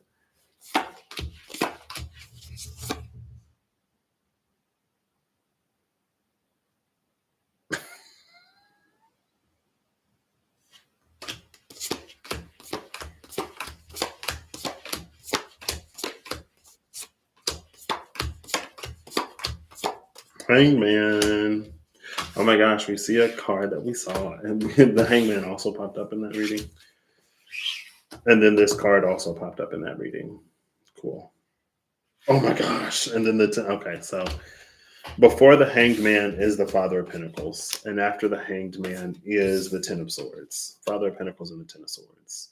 But the Ten of Pentacles was before the Father of Cups. And over at the Rare Gazelle, the Ten of Swords fell out in reverse on top of the Ten of Pentacles. Anyway,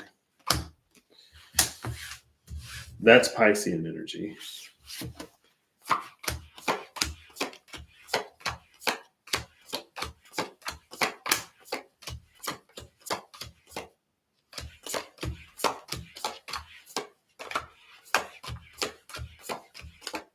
Oh my gosh. The Empress, the Mother of Pentacles, and the Father of Pentacles. Six of Swords before the Empress. And the Two of Cups before the Six of Swords. The Fool is before that Two of Cups. And the Daughter of Pentacles is before that Fool.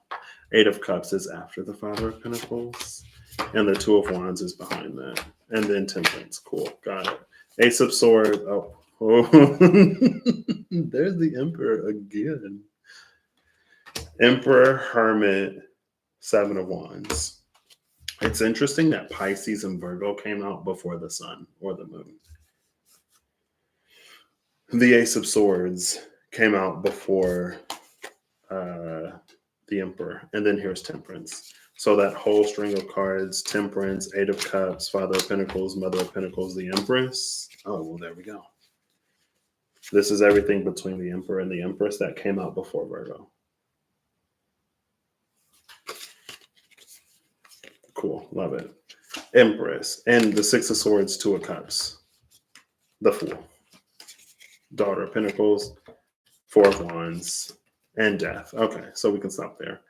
Death, Four of Wands, Daughter of Pentacles, Six of Swords, Two of Cups, the Fool.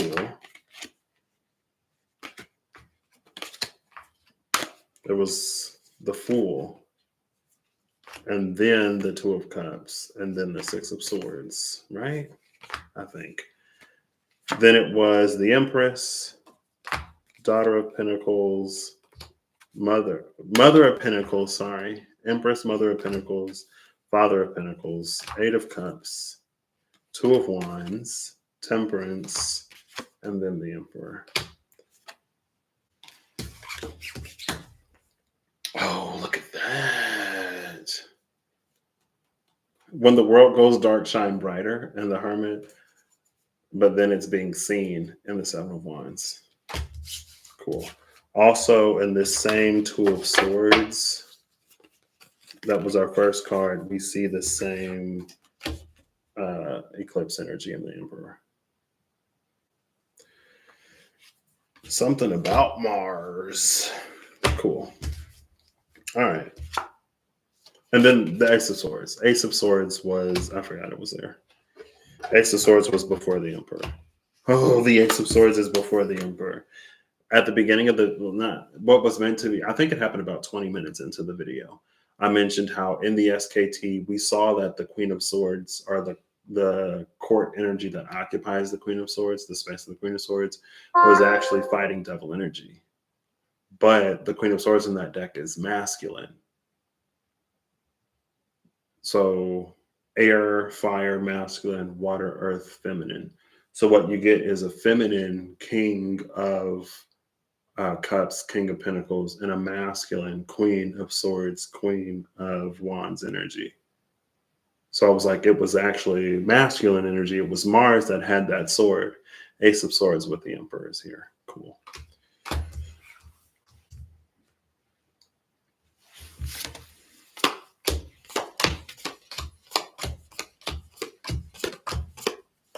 We see the sun and Queen of Swords sitting on her sword, ain't doing nothing, with the sun. And then the Lovers is after that. Right? Oh my gosh. Justice and the Five of Cups is before this Queen of Swords. The Five of Cups hasn't appeared in this deck, but the energy of the Five of Cups in this deck did appear because Year of the Dragon is bringing Unicorn. The unicorn is the horse. We saw the next 3 Chinese zodiac years that came out when I read the Year of the Dragon. The lamb came out as the lamb. The sea serpent came out as an elevated or an other version of snake. The unicorn came out as an other version of horse. And then, of course, we had the rabbit and the dragon. And then I think there was an animal from a previous year. The rabbit. The rabbit also came out. Anyway.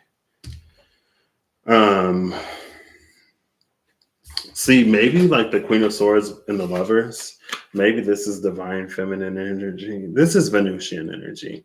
That's like, you know what? Mars said Mars can handle it. Let's see what this new Mars is capable of. Let's see Mars in action. And maybe it's because Venus only knows the old Mars. Venus, it's like Venus giving herself an opportunity to witness Mars as Mars is now, rather than, because Venus witnessing Mars as what Mars is now corrects or sets straight in her mind who Mars is. If Venus goes off, and this is a danger with the Queen of Swords in particular, Queen of Swords in reverse would never allow Mars to be anything more than what Mars has always been. This Queen of Swords upright that sits on her sword, that allows the Emperor to take that Ace of Swords and to show her, I'm different. I don't know what about the other Marses that you done had in your life, but I'm different. And then she's like, oh my gosh, finally.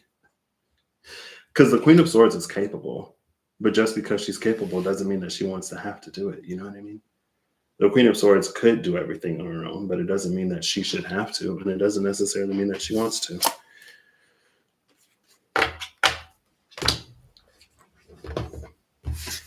All right. 8 of Wands, Son of Wands, Ace of Pentacles, Strength, the Magician, Judgment. Looking for the moon. Right? Yes, I'm looking for the moon.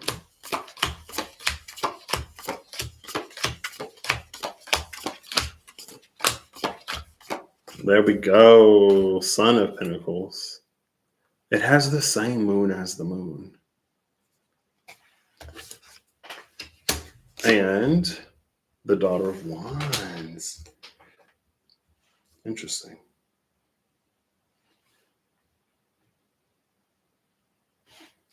Bottom of the deck is the Son of Swords. The Son of Swords heading for the 3 of Wands, and on the other side of the 3 of Wands is the 6 of Pentacles.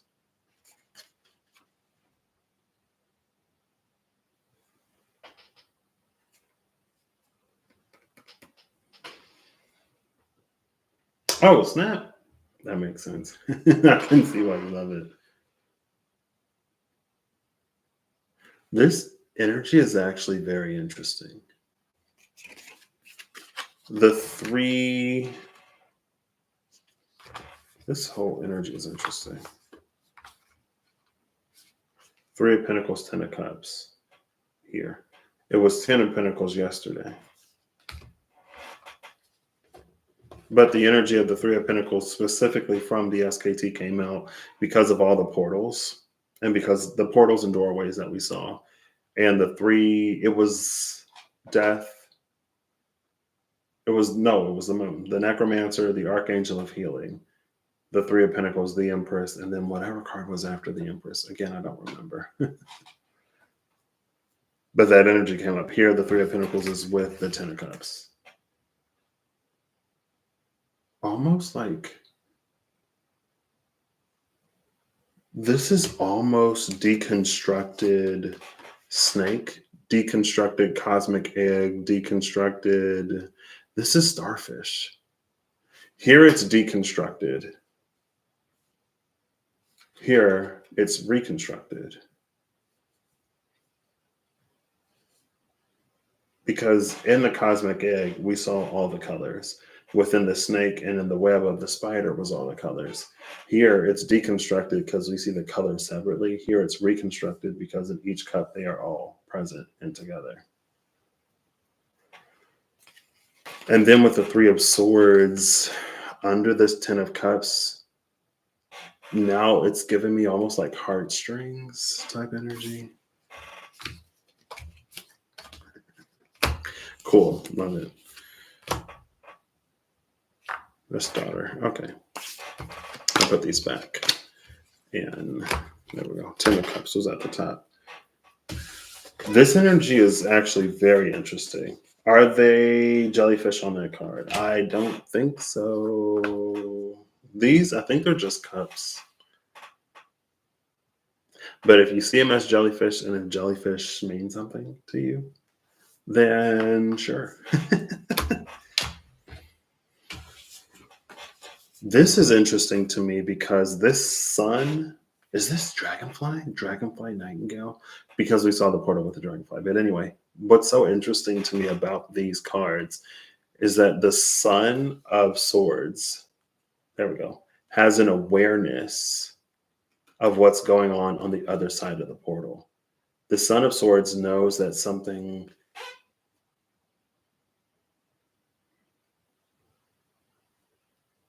take it as it resonates. The degree of ripeness may be different. But how I'm seeing this is the Son of Swords knows that this plant is bearing fruit on the other side of this portal. So it is taking the sword. It's ready to reap what is on the other side. I don't know how ripe these are. I don't know how premature, overripe, or whatever. I'm leaning towards these being perfectly. By the time the Son of Swords makes it through the portal, it'll be the perfect time. So there is no premature, too late. It's not riding on the vine. It's not underripe. It's not overripe. It'll be the perfect time whenever. And maybe that's a function of the membrane of the film, that's sort of like the veil that separates them. But the reason why I'm going for this, I'm leaning towards this being perfect timing, is because literally this. Why? It was something about it being deconstructed, reconstructed. It referenced something in the read earlier. The egg. Because the cosmic egg held, it was the seed of what we wanted. That's why this is perfect timing. That's why I'm leaning towards it being perfect timing. Collectively, individually, it could be whatever. But it's because this was the what was happening inside of that snake, because it was the rainbow web of the spider, because it is the cosmic egg. That's why. And I guess we see the same colors here. And because the cosmic egg was the seed of what it is that we want. But when we stamp out the snakes because we think they're the source of our problems when it's actually scorpions, we would be crushing that cosmic egg. This, again, this Knight of Swords, somehow, this Son of Swords can see beyond through this portal that is the crop that I want. Son of Pentacles is here. This is the Knight of Pentacles that was recognized by the Empress. This is the Knight of Pentacles in the Santa Muerte Tarot that didn't follow the book, that sat with, again, it's that same doctor healer energy. It was the Son of Pentacles that paid attention to the plants, that nourished the plants as the best it knew how, rather than following a book. Oh, do this at this time and that another time. And the metaphor that I gave was, it's like you're taking a tropical plant. It's like you're taking a plant from one environment to another environment. And we're treating this plant as if it were some other plant.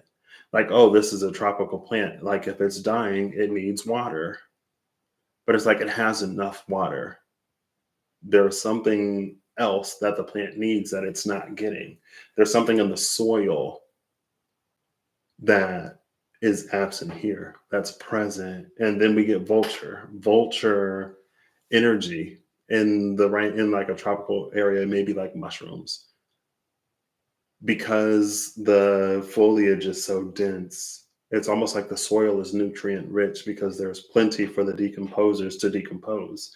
And when the decomposers decompose, they put the nutrients back into the soil. So it has this essentially nutrient dense soil where it is, that is attributed to that vulture composting, giving back to the earth so it can spread out into the world energy. That's what it's missing. It's not the water, because, well, it rains a lot in the tropics, and it doesn't rain as much here, so I'm going to water it, and it's still dying.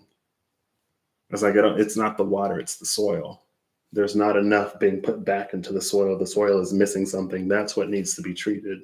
And the doctor who listens, the person who tastes their food before they season it, would notice it. They are the Knight of Pentacles. They are the ones that ditch the books and what other people say, who go through the hard work of, oh my gosh, but then it starts to grow. That growth, notice, catching the eye of the Empress who lets Mars do its thing. The Empress who's like sitting pretty. Where was she? Because we literally just saw her. Oh, it was the Empress, and then the Mother and Father of Pentacles. The Mother and Father of Pentacles. The Mother of Pentacles in particular, maybe as pre-Empress energy, but the Mother of Pentacles in particular is capable of giving something what it needs to thrive.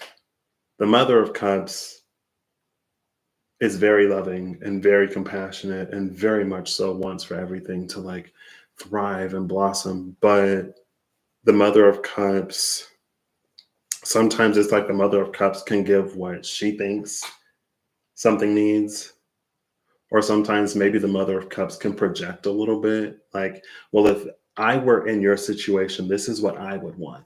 And if I were in your shoes, this is what I would need. But on the other side, the person is not the Mother of Cups, right? So in the case where they want and need the same things, yes, it's very beneficial. But in the case where they may need something different, the Mother of Cups may just be in her like whatever mode, again, to the point where maybe she's doing what she knows how, right? But it's the Mother of Pentacles who really takes that. And then the Mother of Wands and the Mother of Swords is two other mothers. But the Mother of Cups would be second in line, I guess, for the nurturing, whatever.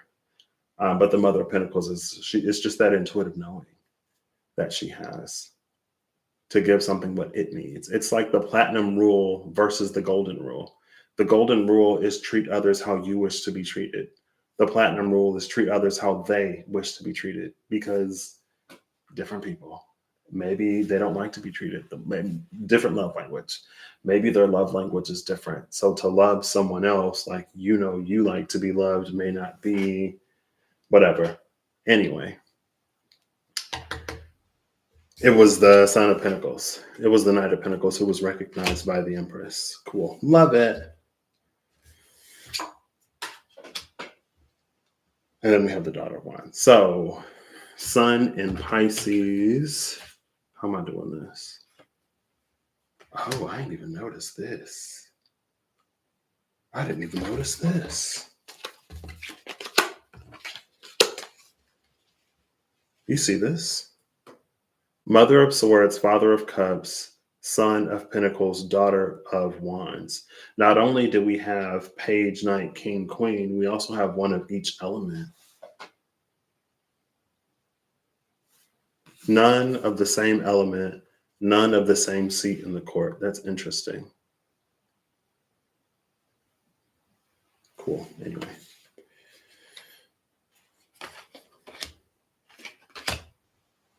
So Sun in Pisces. The Sun is the Mother of Swords and the Lovers.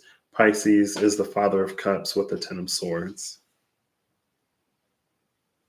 And the Moon is Son of Pentacles, Daughter of Wands. In Virgo is the Emperor and the Seven of Wands. So this is full moon sign, I guess. This is full moon Virgo energy. I don't know. Take a screenshot if you can. What does it mean to you? I don't know. Because I've been so on binary Sun in Pisces, Sun in Virgo energy, where it's like, okay, girl, what about the regular degular, where we actually are in reality? What about your be in reality full moon Virgo? Because in reality, we have one sun and it's in one place. And when it's the full moon, it's the moon on the other side. The moon that reflects the light of the sun. So in essence, it is almost like we have two suns, but one is just like really, really, really, really, really, really dim. Because it's the moon and not the sun. And, you know, it's still night when the moon is out. It's hard, even in the dreariest, unless it's an eclipse of conditions, it's hard to get nighttime when the sun is out because it's too bright. And even when eclipsed, it's only for a few minutes. What if the moon stopped? Anyway. So, did you really?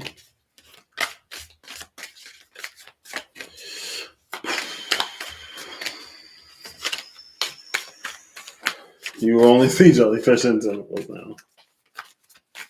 It'd be like that sometimes. Okay. Let's do this one more shuffle. We'll get a final card. I'm proud of myself.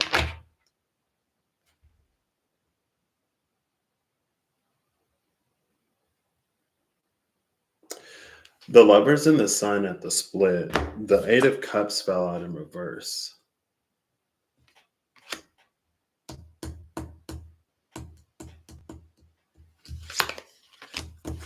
What does this mean to you? Let me put it in reverse. What does this mean to you? I guess it's like that. What does that mean to you? Cool. I love Geminis. I found out that my friend is actually a Gemini. And I was like, of course you're a Gemini. I met him in the apparently Gemini time of my life, where I just met a whole bunch of Geminis. Also had a Pisces time in my life, which was kind of weird because it was like a lot of Pisces within the span of like literally months. Literally months. I was like, oh, these my fish people. I feel like my Pisces, or am I in another Pisces? Well, maybe not. 2 out of 4. 2 out of 4 / 2 out of 5, but including me, 3 out of 6 of us are Pisces. One of them is a Virgo. So it's Pisces, Pisces, Pisces, Virgo, Taurus, Sagittarius. Anyway. All right. Wild Unknown Tarot. Final card. Final card. Final card. Oh my gosh, it's almost 11. 11. Ooh. Ooh. Bottom of the deck is the Seven of Pentacles. They actually came out on the side. Four of Wands, 10 of Swords. I wonder if this is almost that. I'm a Pisces sun.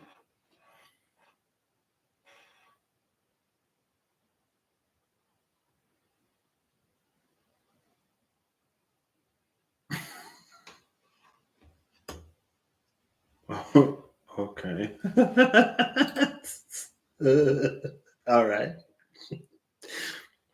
I don't know what that was about, but that happened.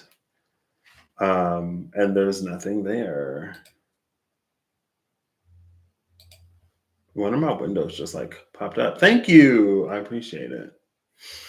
I wonder if this is the energy that came out recently. It might have been yesterday. That's like in order for one thing, it's what we sacrifice for new beginnings. And it doesn't always have to be like bad. It doesn't always have to be something that we don't already want to sacrifice, right? To live a life of abundance, to go from poverty to abundance, to go from lack to abundance, to go from less to more is to sacrifice the identity of living that life, right? To go, like, for example, it doesn't have to be this extreme, but to go from being poor to being rich, you have to sacrifice being poor. I guess you don't have to sacrifice the identity because you can be like rich but poor on the inside. Almost like you can take the person out of situation, but you can't take situation out of the person type of energy. Can be. What we sacrifice to get what we want. To go from being unemployed to employed to get your dream job is to sacrifice not being at your dream job. Maybe it's to sacrifice your old job, or it's to sacrifice being unemployed. Anyway, there are more cards on the table that I forgot. The Nine of Pentacles was at the bottom of the deck. I forgot to put the cards back, so I am. It is also very much so that one cycle completes for a new beginning in another.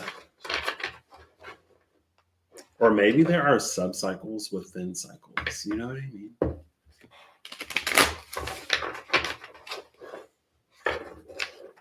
I'd take being abundant in all ways. I say that and then watch abundance try to come to my doorstep. I'm like, I don't know if I want abundance, because then, like, what if people start to ask me for things? And I'm like, you know what I mean? It's like, girl, if you don't shut up and take your abundance, hello? What did the Rare Gazelle say in that Pisces video? I said it with a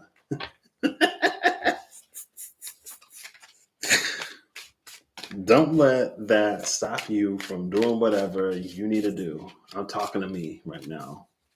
And you, if it's applicable. If I ain't talking to you, then I'm not talking to you. Don't let it stop you. And I knew exactly what that shadow was when she was talking about it. And my shadow said, try me now. And then she said this shadow was saying, try me now. And I was like, okay, it hit for me. My shadow, like, I wish somebody would. Oh, the Fool at the bottom of the deck. I would do it. I'd be like, yeah, that's fine.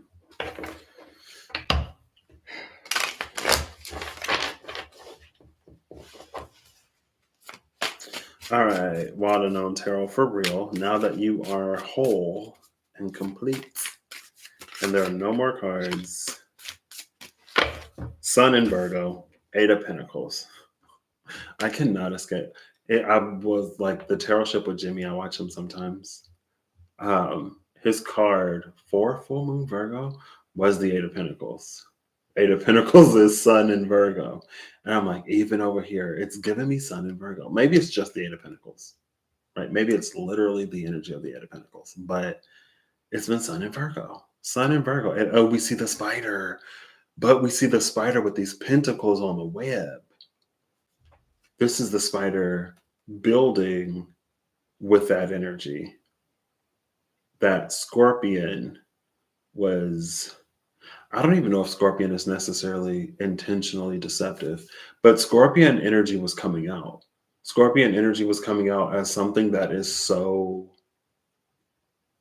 big or something that is so potent that it dominates the experience, even temporarily.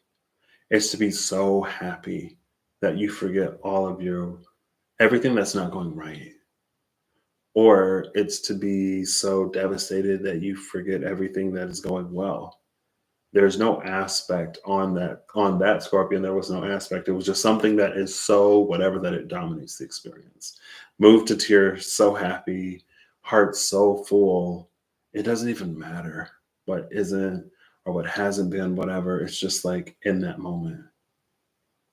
Now we see Scorpion again. I forgot about that. But anyway. Eight of Pentacles, Father of Pentacles, Six of Swords.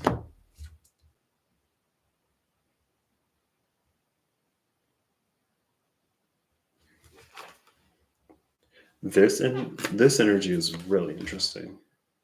From this pentacle, we see all of this stuff radiating outwards. We see these eight pentacles on the webs. So it's almost like, I don't know if it's picking a particular pentacle on the web in this Father of Pentacles. But then to go from the Father of Pentacles to the Six of Swords, oh my gosh. Maybe this is the Bergazel's Pisces. Because what's in the antlers of this Father of Pentacles becomes the rainbow. So it's like the antlers being the antenna and the knowing and then actually seeing it as the rainbow. But there's all of this stuff that comes like under the rainbow. But it falls on swords, which is interesting because there is no, like, it's almost reminding me of the Star and the Son of Cups.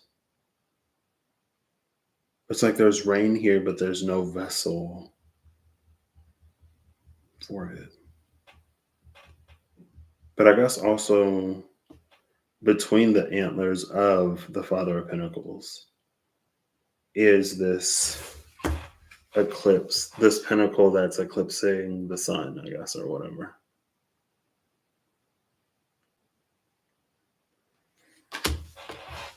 What's at the bottom of the deck is the Ten of Pentacles, so, which literally came out for the Sun in Virgo. Ten of Pentacles came out around the moon.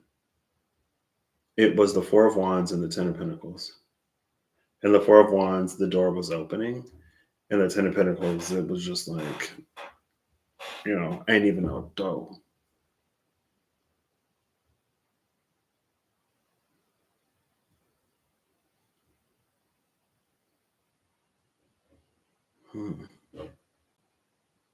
This energy is interesting.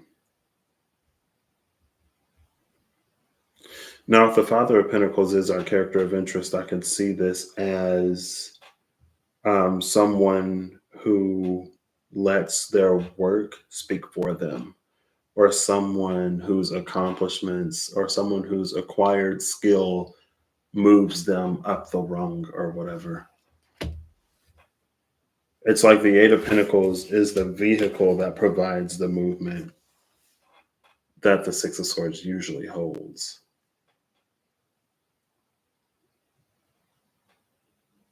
The Six of Swords is so interesting.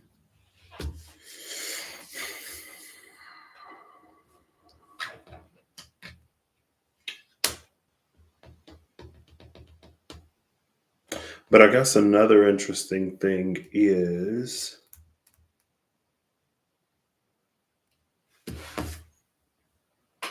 we don't see the rainbow in the web on the spider, but we see the rainbow in the antlers of the Father of Pentacles, in the sky of the Six of Swords, and surrounding these pentacles and the Ten of Pentacles. The Ace of Pentacles is behind the Ten of Pentacles.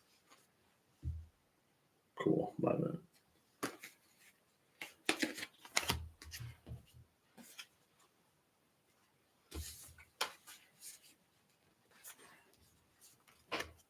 So the web, or the rainbow moved from the web to all of that. What does that mean? Honestly, this is like, I mean, the whole deck, like all the cards here were supposed to be like more take it as it resonates.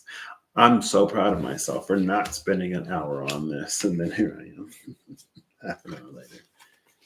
It was always meant to be up to your interpretation.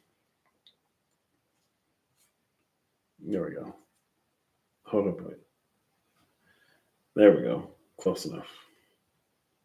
This is the final 3 cards. I kind of don't want to, like, something is nagging at me a little bit. Like, I feel like there's a tie between the Eight of Pentacles and the Father of Pentacles. And then there's a tie between the Six of Swords and the Father of Pentacles. But I feel like I'm missing something about all of these coming together. About all of these being together.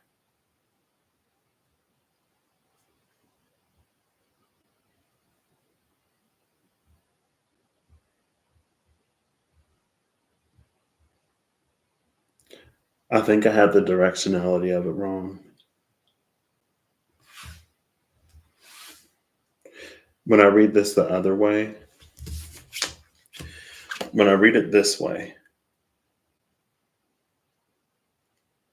this external rainbow, and if I read these as like broken antlers, and the antlers are on top of the head and swords are the mind,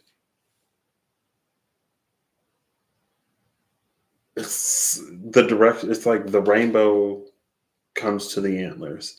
The antlers puts the rainbow into the pinnacle. And then it's like, as the antlers put the rainbow into the pinnacle, as each pentacle is in the presence of that rainbow energy, the rainbow from the pentacles will like start to bleed into the silk of the web,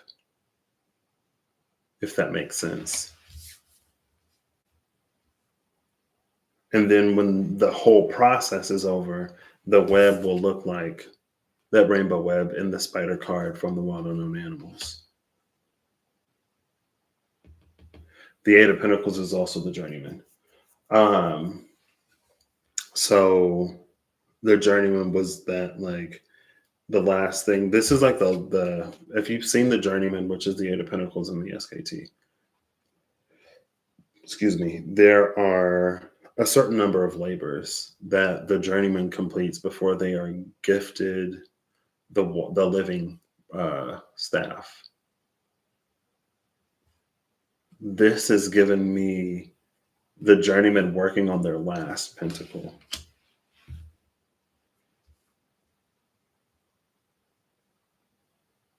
This is also like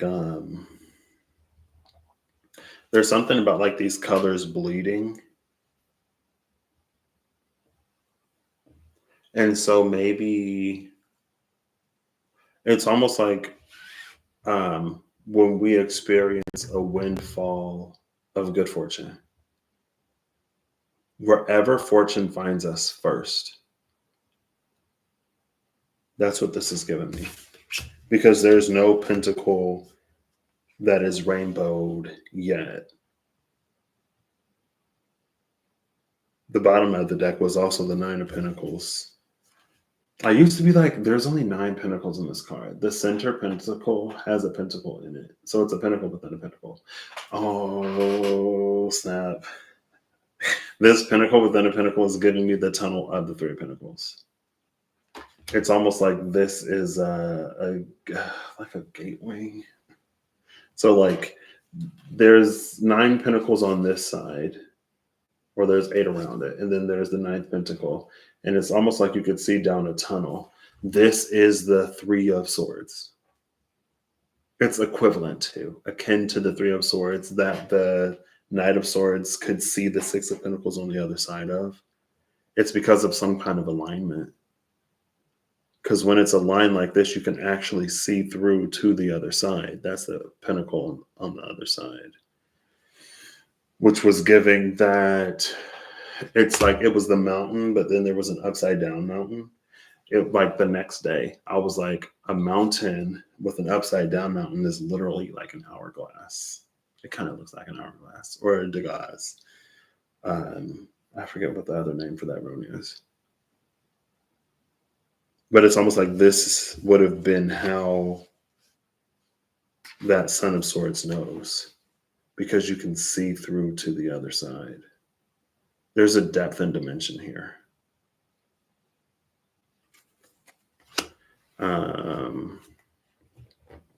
But anyway, so it's like this would be the first breakthrough in the series of many breakthroughs. And it's almost like as soon as one pentacle gets that color, the color will start to spread. And then it's like, I wish I could show you from my brain. But that energy was here earlier with the hawk.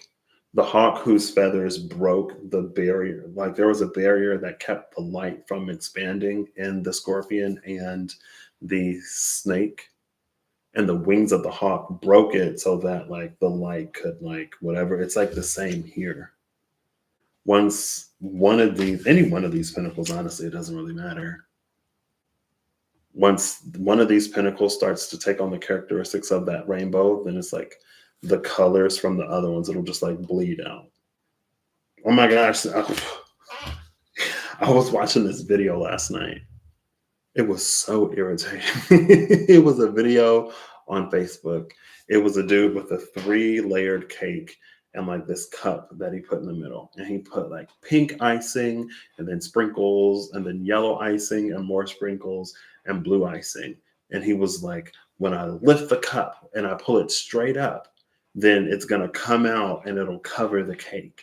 And it's going to cover the cake in a way where the bottom layer will be pink and the middle layer will be yellow and the top layer will be blue. So he was talking about it. He would pour in the pink. And again, this is how it works. And I'm going to add some sprinkles. And this is how it's going to work. And then he added the yellow. And this is how it's going to work. And then he added the sprinkles. And this is how it's going to work.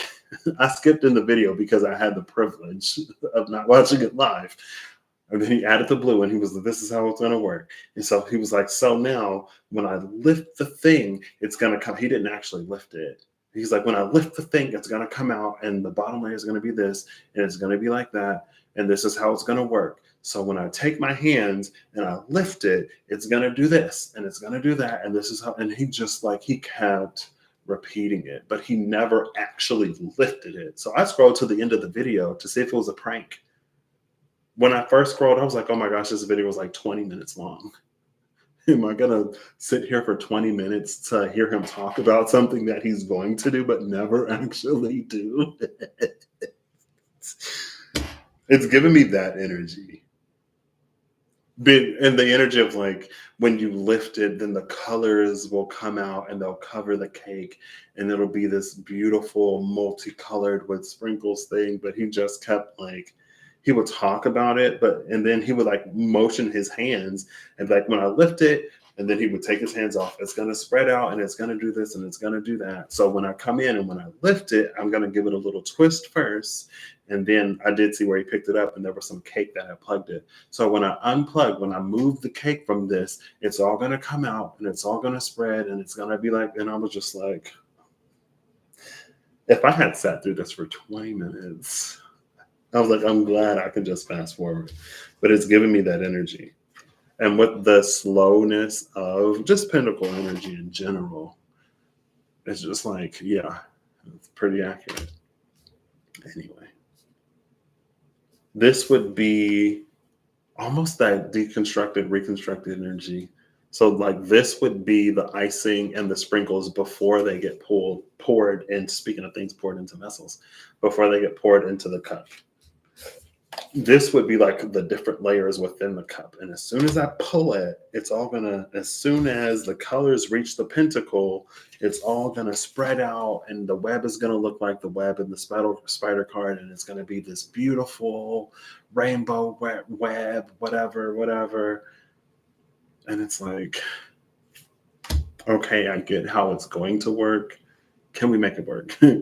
Can you show me? I wanna know. Can you show me?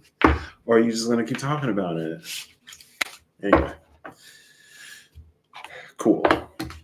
That's what I got. Again, I hope you'll have an amazing whenever you see this. I hope you're acting in alignment to make all that you wish to experience your reality. I hope that whatever you need along your path journey and what you find. I hope that when you get where you're going, you not only have the courage and bravery to do whatever it is that you need to do, and the discernment and the intuition to see beyond the surface level appearance of whatever.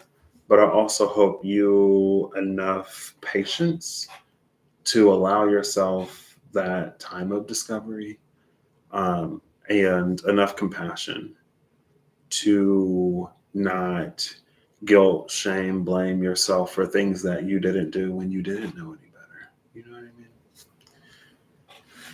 And until next time, thank you all again who stopped by to spend some time, for stopping by and spending time. And I will catch you next time. Bye. Thank you.